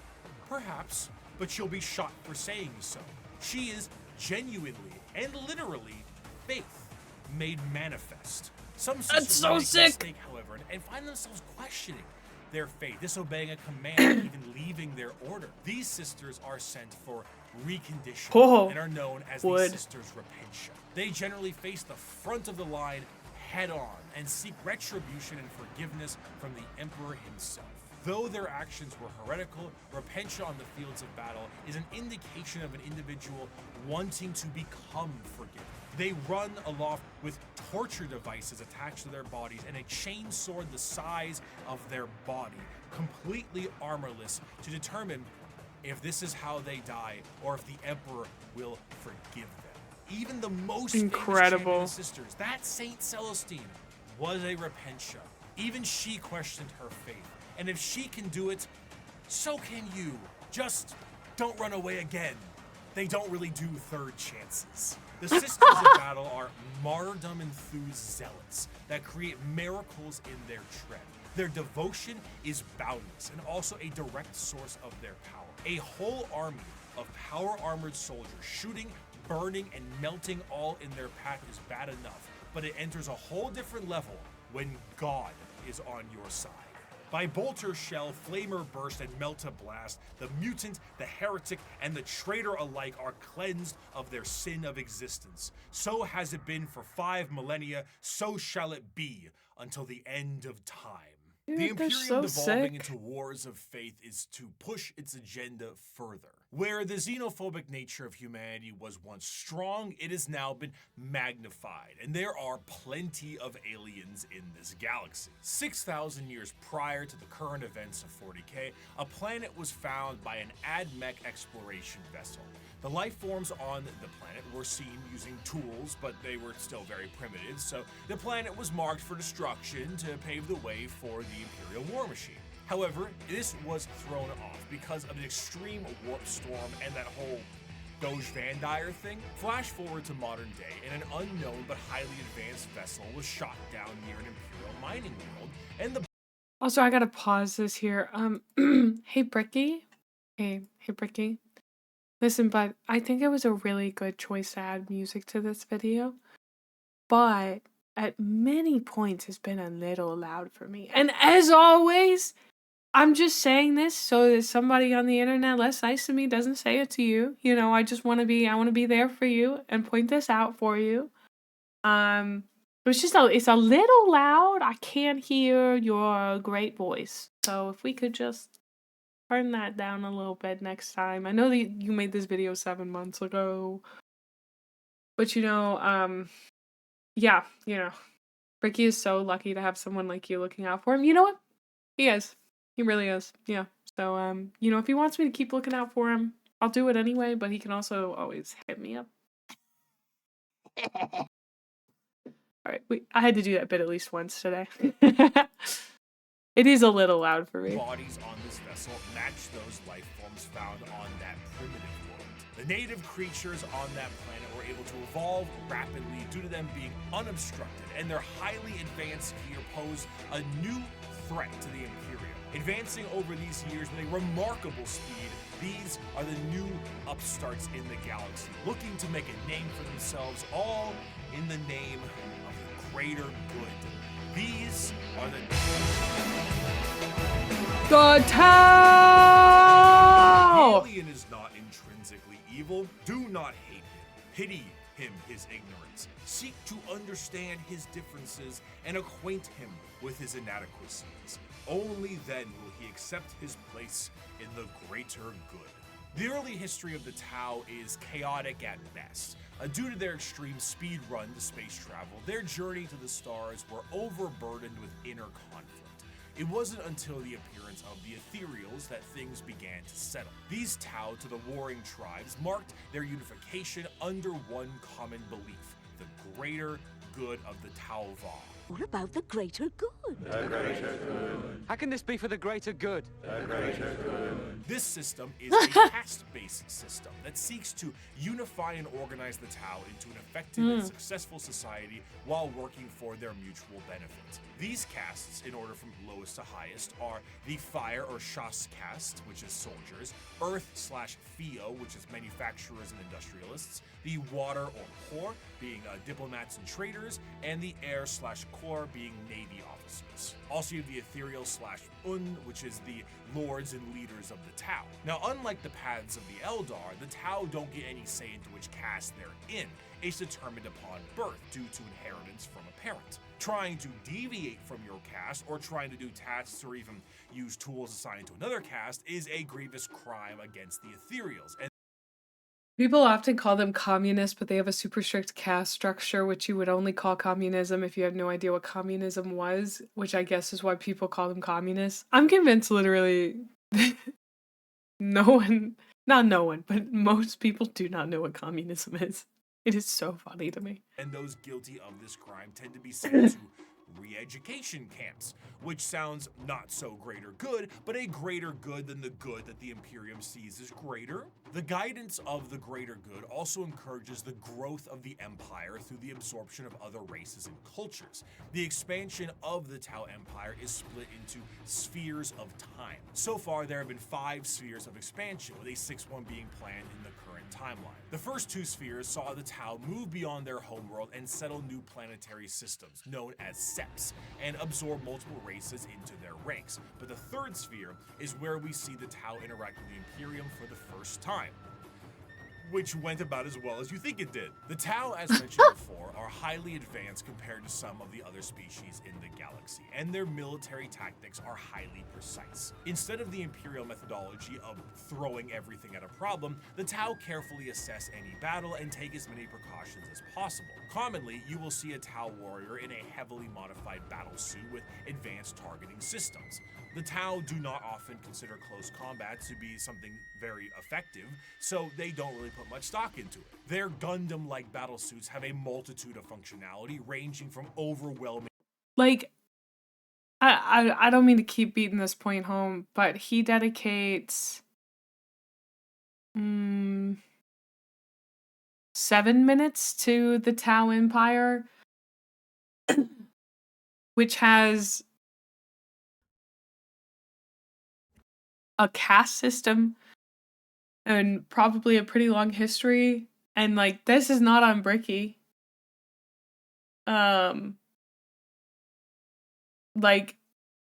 But 7 minutes when we spent probably an hour on the Imperium, it's crazy.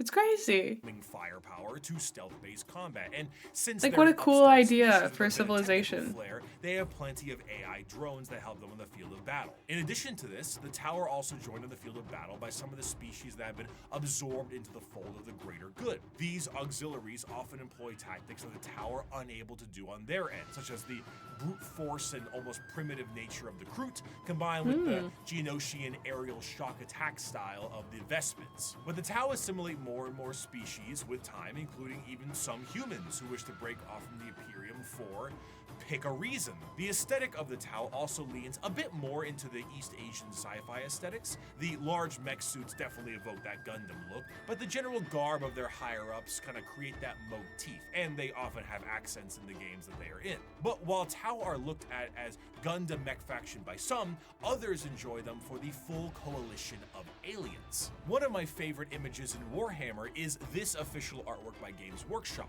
Now, not a single one of these aliens are a faction in Warhammer, and yet they all are different species that do exist in this universe. The Milky Way galaxy is vast, and while the Imperium and many others exterminate what they can find, the Tau will assimilate those that can be assimilated. The Kroot and Vestments we already discussed, and the humans and also Votan will join them at times, but you also have the Galg, the Nikasar, the Vorg, the Thraxian, the Turellian, Greet, Domati, and many others. Some of these are just one-off lines, and some are major players in the civilization. The Nikasar are, for lack of a better word, gigantic psychic polar bears with bird-like faces. The Tau Sick. have psychic bears, and the fact I haven't seen this is a crime. The Tau as a culture are generally marred by the various issues that an advanced civilization would have in an unadvanced galaxy. They do not travel through the warp because of the insane dangers, but instead use a more classic FTL jump. However, because they aren't going through hell, it makes them a lot slower than many other races. The Imperium might surf through hell and lose a few ships, but they will get there first. Often they will take enormous cannons and weaponry and defeat their foes before they can even close the gap.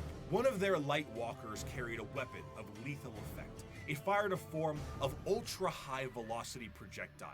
I saw one of our tanks after being hit by it. There was a small hole punched in either flank. One, the projectile's entry point, the other, its exit. The tiny munition had passed through the vehicle with such speed that everything within the hole not welded down had been sucked out through the exit hole, including the crew. We never identified their bodies, for all that remained of them was a red stain upon the ground, extending some 20 meters from the wreck. Shit. The fascination of the Tau is that in any other modern day world, their society would be horrid. Rigid caste systems, corruption, and politicking ethereals, and basically it's the greater good or nothing at all. But in the world of Warhammer, the simple fact that humans are accepted into their sphere should they please already puts them far and above the other races that would murder or eat them. But despite this, the existential dread that is the Tau Empire is ever so apparent. Despite being hyper-advanced and welcoming a coalition of aliens, they are the upstarts, and they are painfully outnumbered on all sides. Almost any other faction in the universe, given the right amount of force, can wipe out the Tau Empire from existence. They themselves might not be perfect, but their slight glimmer of hope is exactly that, a glimmer in a dark and crushing galaxy. Of course, nobody dares take the attempt to destroy the Tau Empire, because doing so is an enormous amount of resources, and for the same reason why you don't full send your whole army to one person in a commander game of Magic. You open yourself up to player 2 and 3. But not to say it won't be a struggle. The Tau Empire, when prepared, are a vicious fighting force who might delete your formation before you even see them. But they lack numbers, and in the dark corners of the galaxy, something is coming that is entirely numbers. We're getting to the Tyranids! The Tyranids! There is a cancer eating at the Imperium. With each decade, it advances deeper, leaving drained, dead worlds in its wake. This horror, this abomination, has thought and purpose that functions on an unimaginable galactic scale, and all we can try to do is stop the swarms of bioengineered monsters it unleashes upon us by instinct. We have given the horror a name to salve our fears. We call it the Tyranid race. but if it is aware of us at all, it must only know us as prey. The conflicts goes of so Warhammer hard. 40k are chaotic enough with the sheer volume of violence that exists in the confines of the Milky Way. However, there is a threat to the galaxy that extends beyond our known galaxy that is creeping ever closer and cannot be negotiated with. What drew them to the galaxy is unclear. It may have been the light of the Astronomicon itself, like a moth to a flame. It could have been a Xenos device detonated in the Horus Heresy. It could have been that they were done eating the Andromeda galaxy and they have come to take ours, or they might be running from something far, far worse. Regardless of the why, the where, when it came to the first official contact with these creatures, was the planet of Tyran. This is the site where the Imperium encountered a fleet of these creatures before being utterly torn to shreds. Thus, these creatures became known as the Tyranids. There is plenty of evidence that the Tyranids have been lurking in our galaxy for years beforehand, but this was the first true instance of their presence being fully known. Unlike other creatures in the realm of 40k that can be talked to, captured, or negotiated with, the Tyranids are unable to be reasoned with. They are, at their core, animals. But not the fun kind of animals. They are the xenomorphs of 40k, and boy are they hungry. They are instinctively hardwired to either kill or be killed, and they are an unrelenting force due to this. However, just because... Okay, I know I beat this point. The heck, I'm going to talk about it again. Notice how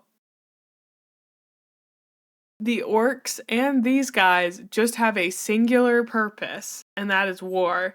And, like, I get it. It's Warhammer. It's grimdark. It's whatever. But, like, also, give me cool civilizations that are struggling to exist in a world that is only war.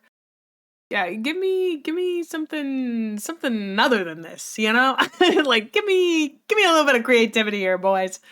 You got such sick designs. Can we come up with a civilization that's, like, fun to root for or something? They don't have to be, like, good. They could still be at war with everybody. I mean, I'd kind of love if there was, like, an underdog, you know? No. The Tower's still bad. The Eldar are also bad. Everyone is bad. Give me an underdog to root for, you know? Let's write our own lore with nuance and intrigue. I'm gonna start a brand called Raw Hammer. It's the opposite of Warhammer, and we're all here to have a good time, except we also do fight. But in the way that you do, like, Pokemon fights, you know? We have our little armies and we make them fight, but then maybe we also make them kiss. How many millions of dollars do you think I could make off this idea? I think at least one.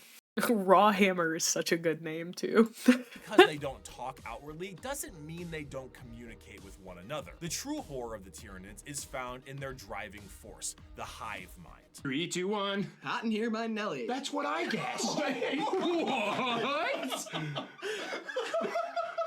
What? You see, the Tyranids are a collective consciousness that are all connected to a singular embodiment of psychic power that is utterly incomprehensible to the human mind. To keep this connection there, the Tyranids on the field of battle are followed around by synapse creatures, essentially serving as their Bluetooth connection to the greater hive mind. This allows them to send and receive information about the battle they're in, and it also allows them to adapt to certain situations based off of the information gained. Depending on the enemy, the swarm might be able to develop a new weapon or new tactics so they can get the upper hand. When the synapse connection is cut, they are unable to essentially form a save state and are stranded. The sheer power of the hive mind presence pours from each Tyranid in such a manner that it causes a distortion in the warp itself. A hive fleet's arrival can cause a dark shadow the size of several light years, coined the shadow in the warp. This shadow prevents any usage of the warp, or at least makes it exceptionally difficult. Communications shut down due to astropaths being unable to talk. Ships cannot freely enter the warp, and even creatures with a warp sensitivity Grin dark. Yeah. Due to it. It causes everything to just kind of sit dead like at a buffet counter waiting for the afternoon meal rush. The Tyranids meander through the galaxy in these gigantic hive fleets that are fueled by bioships, and these ships contain birthing pools for Tyranid armies and more ships. Everything about the Tyranids is organic, and to fuel this war machine, the Tyranids consume any and all biomass they come across and absorb it into their respective hive. From the ground to literally the air, the Tyranids strip a planet to a lifeless and uninhabitable hulk. As a means to curb the advancement of the Tyranids, the Imperium has been known to preemptively exterminatus worlds in the path of a hive fleet so that they have less biomass to consume in an attempt to starve them.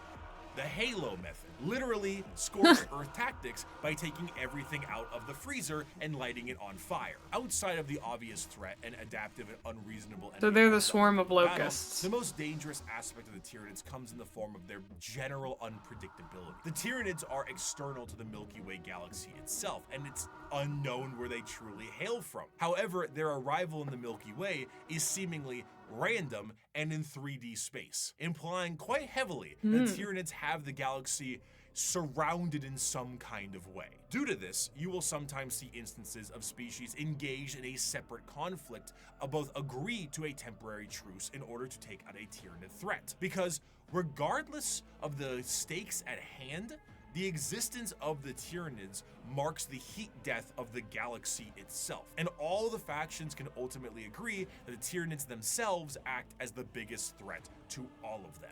The Tyranid race is truly an unknowable horde, and pulls from that horror of the unknown. They, as a faction, are not ones with a large amount of general lore because their entire race is told from the point of view of those being eaten by them. I also will say, what I said earlier is not a criticism of the Tyranid race at all. I do think they are an extremely cool race. I just wish there were more in-depth races than just the Imperium. Tyranids are called that due to the planet Tyran they destroyed, as we mentioned earlier, and their names are often phrases given to them by their victims. The Swarm Lord, Old One-Eye, the Death Leaper, Von Ryan's Leapers, and so on. Despite the inability to even perceive the vast psychic hive mind of the Tyranids, they are fiercely intelligent. Special poisons and items designed to counter them are adapted in a matter of hours. If you bring light infantry, they create heavy monsters. If you brought weapon emplacements, they spawn little creatures to scour your vents and sewers. Many of you enjoyed the Servitor excerpt from part 1, and so bear with me as I provide you another very long account of a planetary governor whose planet is in the final death throes of the Tyranid menace. This starts about halfway through. It has been many weeks since a handful of us escaped the sinking of the Seafort Divine Anchor via airlift. We have escaped in this manner because the Tyranids had overwhelmed so much of our world, they no longer appeared to need to continue spawning beasts for aerial supremacy. I shall never forget what I saw from my craft's portholes. Alien biostructures dominated Huto's surface. Gigantic, lumpen barnacles pumped out clouds of matter to further poison the planet alongside pulsating, brain-like nodes that resembled lethal fungi.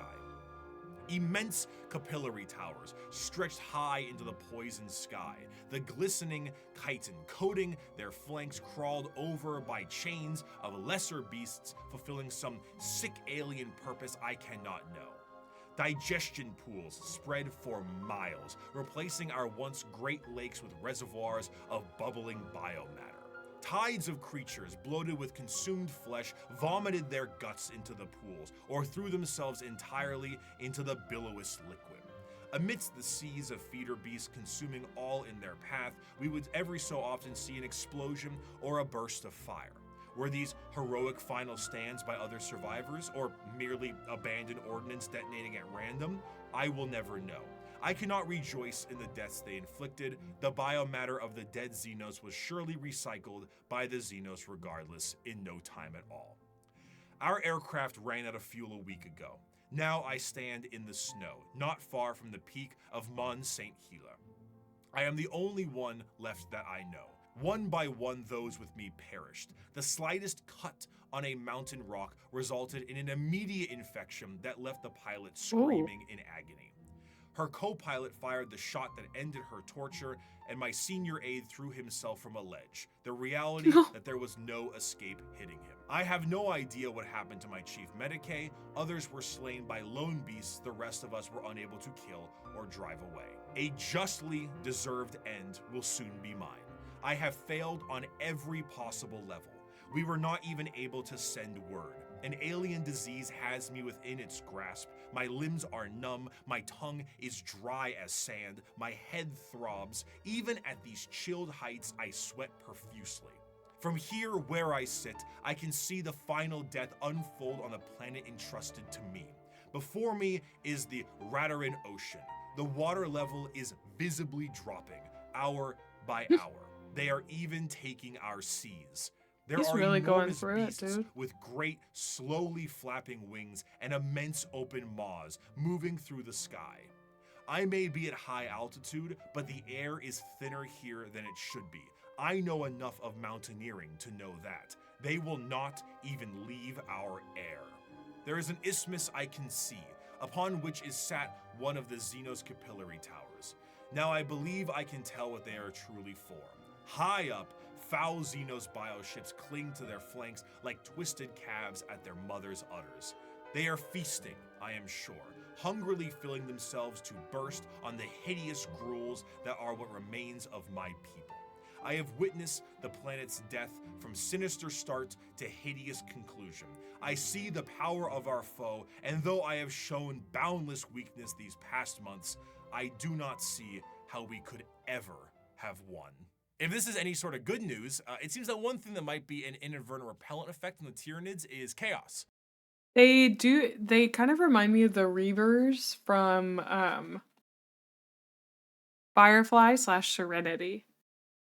That like intense fear that is felt about them, that they're this mythical force. Even though Reavers are like humans that have kind of become something else. I don't know, for some reason it made me think of them.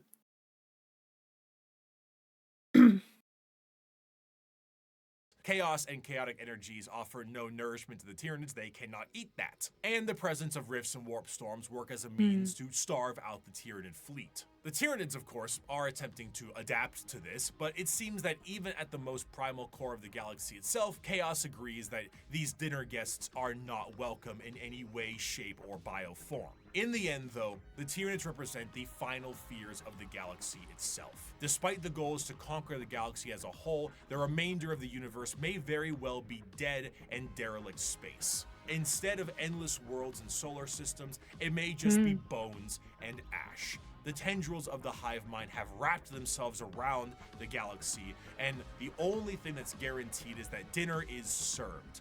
However, the Meat's Tyranids back on the are not menu, simply boys. Unending hordes of bugs. Beyond the more general buffet tactics of the force of the Tyranids, the hive mind has a more secretive and dangerous means of planetary conquest in the form of something a bit more terrestrial.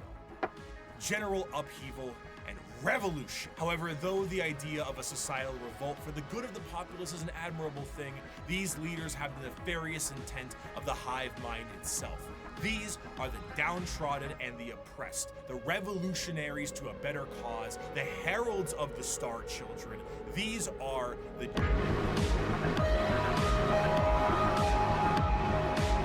In the sunless Gene body Stealer of our cults, hive, let's the go. flock of the faithful grows. We are guided by our great Father's sacred vision, protected by his loving hands. Within these holy shadows we dwell, while the impure bathe in spire-topped starlight. And what lies between those stars?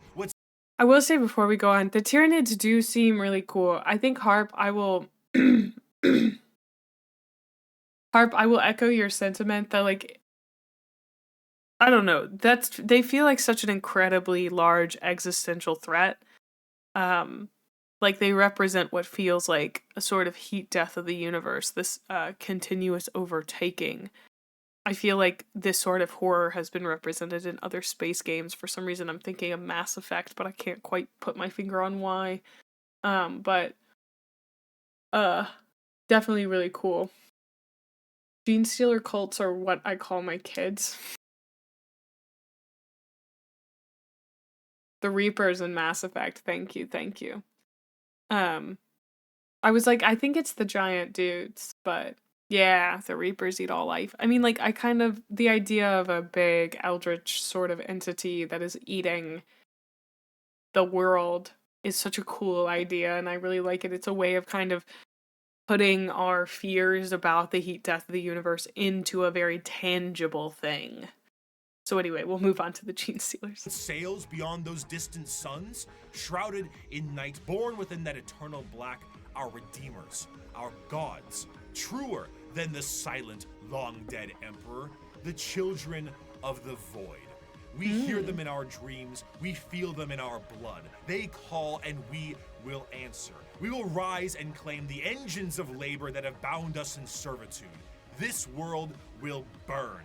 It will be cleansed, purified, made ready, and the heavens will deliver our reward.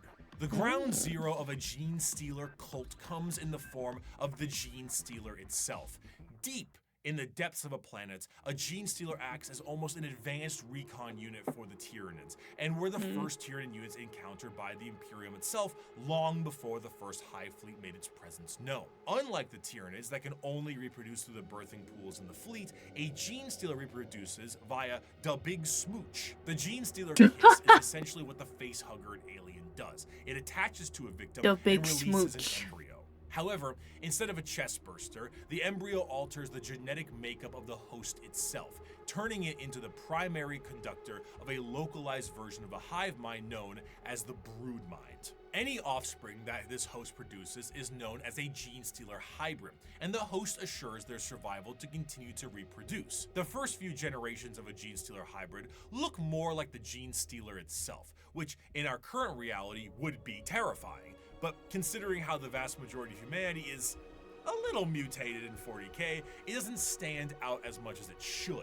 As the generations continue, the mutations and the general alien look is almost entirely phased out, and the resulting hybrids look almost identical to the species that they once were. Due to the size of those worlds, the makings of a generation after generation. After a certain period of time, those hybrids will make their way into generalized society. Still connected to the mind of the Gene Stealer itself, the hybrids operate with the express goal of gaining power within society itself in a political and religious sense. Most of the time, they will present themselves as revolutionaries, looking for the betterment of the population. Oh my god, can you imagine a LARP? Okay, what if it was a LARP where everybody was a Gene Stealer and they were all at a big, like, I don't know, conference thing, essentially. I'm working out the details. I don't know quite enough. Everyone is a Gene Stealer, but nobody knows that the other people are a Gene Stealer. And so they're trying to convince them of a bunch of stuff. I don't know if this would work because they're like part of a hive mind, maybe. I don't fully remember.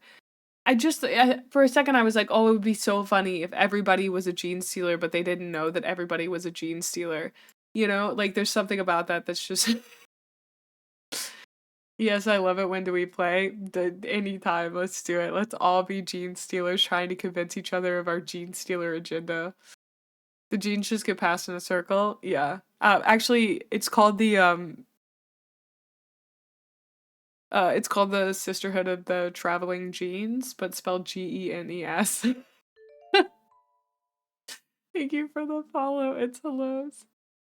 Yeah, Sisterhood of the Traveling Pants. There we go. So how do we feel about the motion to eat more things? Well, I was thinking, like, everyone comes in, like, nobody knows that everybody else is a Gene Stealer. Oh, the Circle of Trust. So true. And so they're, like, so they're all suspicious of each other, and they come in guns a-blazing to be ready to try to make things happen and be revolutionary, but then everyone's agreeing with him and everyone starts to get really suspicious, but no one is going to outright ask each other if they're also Gene Stealers, because maybe this is a new method that's been developed. Okay, you know, sometimes I write LARPs that are literally just plays. This is a big issue that I have, where I just will write a LARP, but it's like, it's not a LARP, it's a play that I wrote. It would basically be a primary? What do you mean by primary? I do believe that's the case sometimes. Some don't know until they're in the presence of other gene stealers. Oh. It's just a game of werewolf, but everyone is a different type of antagonist. What if there's one person who's not a gene stealer and they have to figure out, they have to like survive? I love that idea. Reverse werewolf. I know the Game Changer did that, but it's a good idea and they should do it again. But this time with Warhammer. And honestly, it Oh, sounds great yes. for a lot of the folks on the planet. By the people, for the people. As they expand more openly, the crossbreeding continues until all aspects of the planet's society is infiltrated. However, all bets are off when a hive fleet comes close enough. When a Tyranid hive fleet gets close enough to a planet, the broodmine activates essentially an endgame scenario. The once political and religious leaders become bloodthirsty fanatics that work to finalize the collapse of society and the death of those who oppose them. But to those in the broodmine, the god they believe in is coming, and this is holy justice and vindication for their religious and political beliefs. As the hive arrives, the planet is essentially ripe for the taking. Hey, listen, as long as they send a hot inquisitor, I'm fine. The original gene stealer pieces out to the next world or is reabsorbed for deployment elsewhere, and the Tyranids begin to take the planet for themselves. The cultists sing praises and holy songs as the Tyranids begin to eat everything up in kind of a meet the pyro sense of religious delusion. But as they are harvested, some of them are snapped back to reality, oops, there goes gravity, before they are thrown into the biomass soup. For a fleeting second, they see that this was all a ruse to consume the world and that their false gods were a bunch of hungry. Okay, so like that's really sick and all, but like why don't they just eat the planet without all this fanfare? Like like why do they have to go like it seems like they're just adding insult to injury with this. You have the answer. I know it makes it easier, but they're like literally so, they seem so dangerous and powerful. I don't know anything about Dune, but it seems like they're eating the whole planet. They're gonna eat everything on it, including the air. Sometimes you want to watch a play with your dinner. That's a good point. Sometimes you want a little bit of entertainment when you're eating an entire planet. Gene stealer cults make it more efficient for particularly fortified worlds. Okay, that makes sense. I guess if they're not just wiping out regular stuff. The shadow in the warp, okay. So picking it clean, I suppose if they can't defend themselves, makes it clean. Yeah, I guess it is easier. That makes sense. They're not quite Galactus, yeah. Makes it easier for the hive fleet to consume all biomass when it doesn't resist and welcomes them with open arms. I guess it is easier. It just seems like this takes like a really long time to implement, but because the way that I was thinking of it was earlier I said they're like a swarm of locusts, right? So they're moving through pretty fast, but I guess I don't know how long it takes for them to consume a planet. Because it sounds like the gene stealer cults require generations, if not longer, to work out. So I just find that interesting. I thought these were the Tyranids. These are like a type of Tyranids. Was I incorrect about that? Can take a century or two to do their work. Ah, okay. I mean, that makes sense. But I guess I'm kind of like, that just seems like a lot of work, dude. Okay, it's a variety of Tyranid.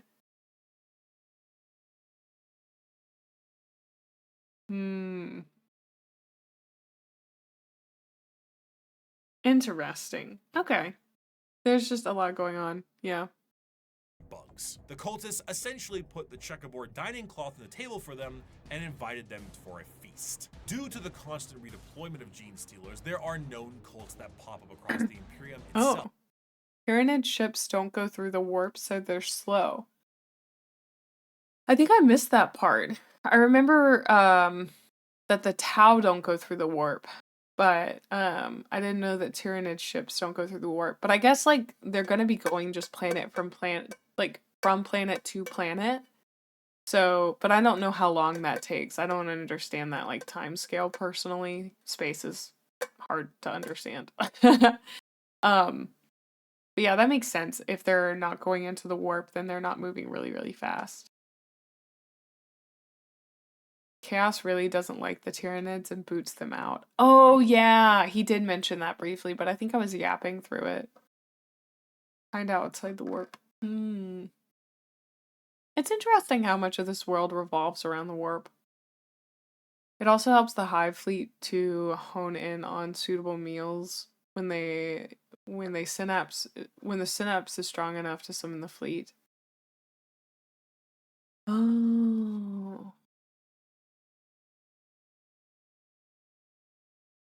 Did Magnus do anything wrong? Who's Magnus? Shadow in the warp is basically antithetic to warp. Okay.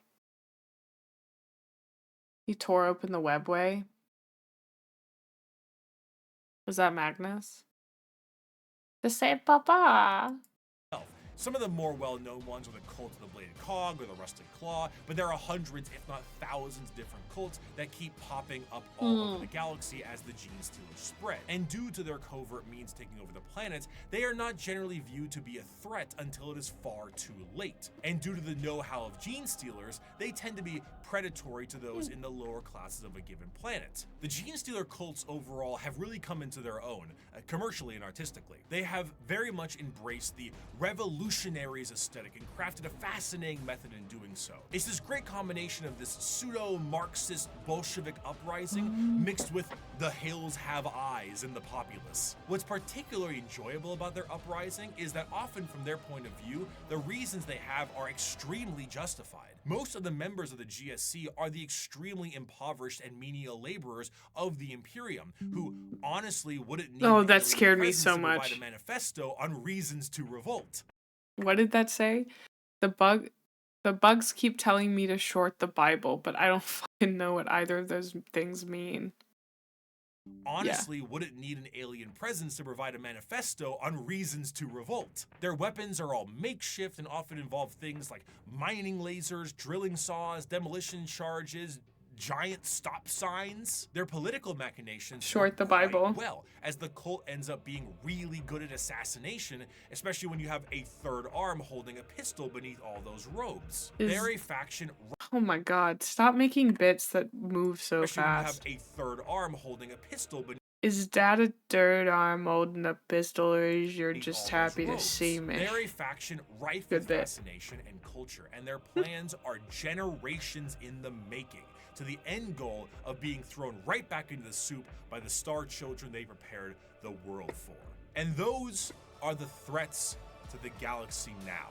The degradation of almost every species. Sorry, I'm trying to is close now a peanut butter behest jar. by the Tyranid menace, and all of Honey. the fighting between each and every single one of them will be their undoing. The world of Warhammer is a bleak and horrendous one, and that is in its own right the charm. It is so large, so vast, so absolutely horrendous and insane, and yet is treated with 100% severity and seriousness. In the beginning of part 1, I gave you an abridged and different opening to the Warhammer world, the grim darkness of the far future, and I leave you with this part 2 with the full quote itself. It is the 41st You're not in millennium. trouble. For more than 100 centuries, the Emperor has sat immobile on the golden It's okay, you throne didn't of know. He is the master of mankind by the will of the gods, and master of a million worlds by Sudoku's the pretty might fun. of his inexhaustible armies. He is a rotting carcass, writhing invisibly with power from the dark age of technology. He is the carrion lord of the Imperium, for whom 1,000 souls are sacrificed every day so that he may never truly die. Yet even in his deathless state, the Emperor continues his eternal vigilance. Mighty battle fleets across the demon-infested miasma of the warp, the only route between distant stars, their way lit by the Astronomicon, the psychic manifestation of the Emperor's will.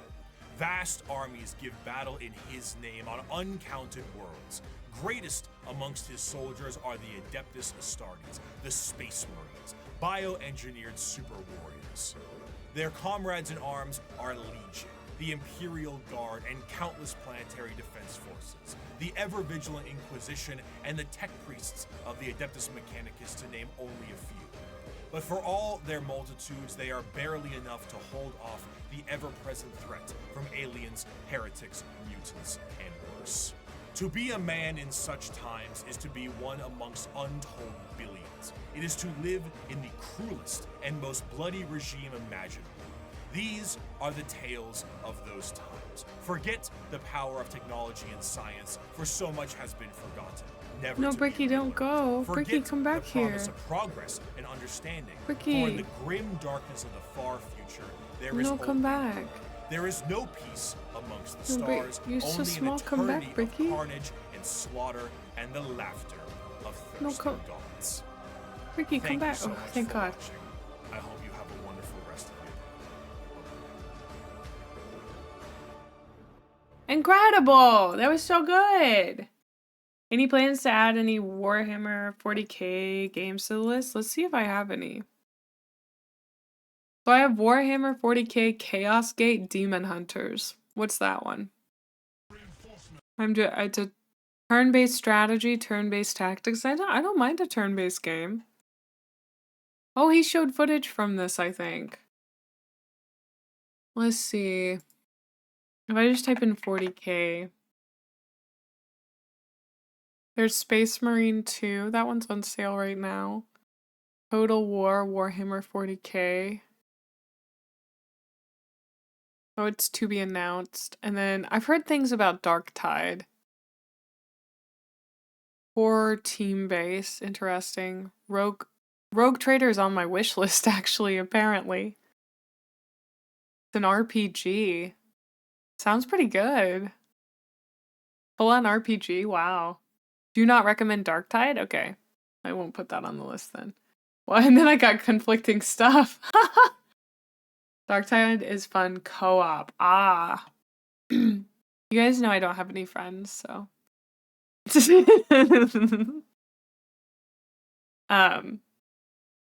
Yeah. Well, anyway, I did want to say, other than Bricky being a very attractive man, he's very good at writing essays. Or informational videos. I feel like this has very much cemented to me that he's obviously an extremely talented creator, and I don't know, sometimes I feel like it's a privilege to be able to have access to this sort of content. Like, I feel lucky that I live in an age where not only does this exist, but I have people who are kind of funneling me towards it, who want me to experience how good it is, and like it really is. It was very easy to follow, even if some of it was a little convoluted. But it definitely has gotten me interested in Warhammer as a concept.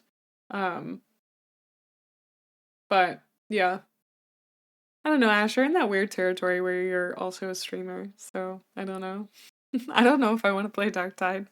But yeah, overall, really enjoyed the video series. I thought it was great. I think once we build our gunpla, I'll think about, well, I'd like to paint like a miniature. Maybe not like a knockoff miniature, but you know. Because like, I don't really care if they're regulation or whatever. I wonder if, you'll give me some? Thank you, that's so sweet of you. Wait, but are they painted or unpainted? Wow, thank you, honey. That's so nice of you. I am going to the game store tomorrow. So I'm gonna at least look and see. They may have like stuff on clearance, and we'll see. Because I'd like to support my local game shop, but also if you want to give me stuff, of course. And if we do get it, then I'll definitely be able to. I'll do it on stream for sure. Hi, goobers. I can take this away. I'm not snotty anymore. Oh my goodness. Let's get rid of that. Not snotty. Let's put the cat back. Bring back Snot May? Absolutely not.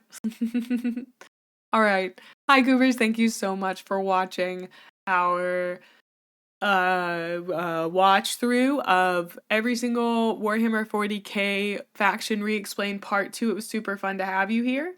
I'm less snotty, which is so exciting.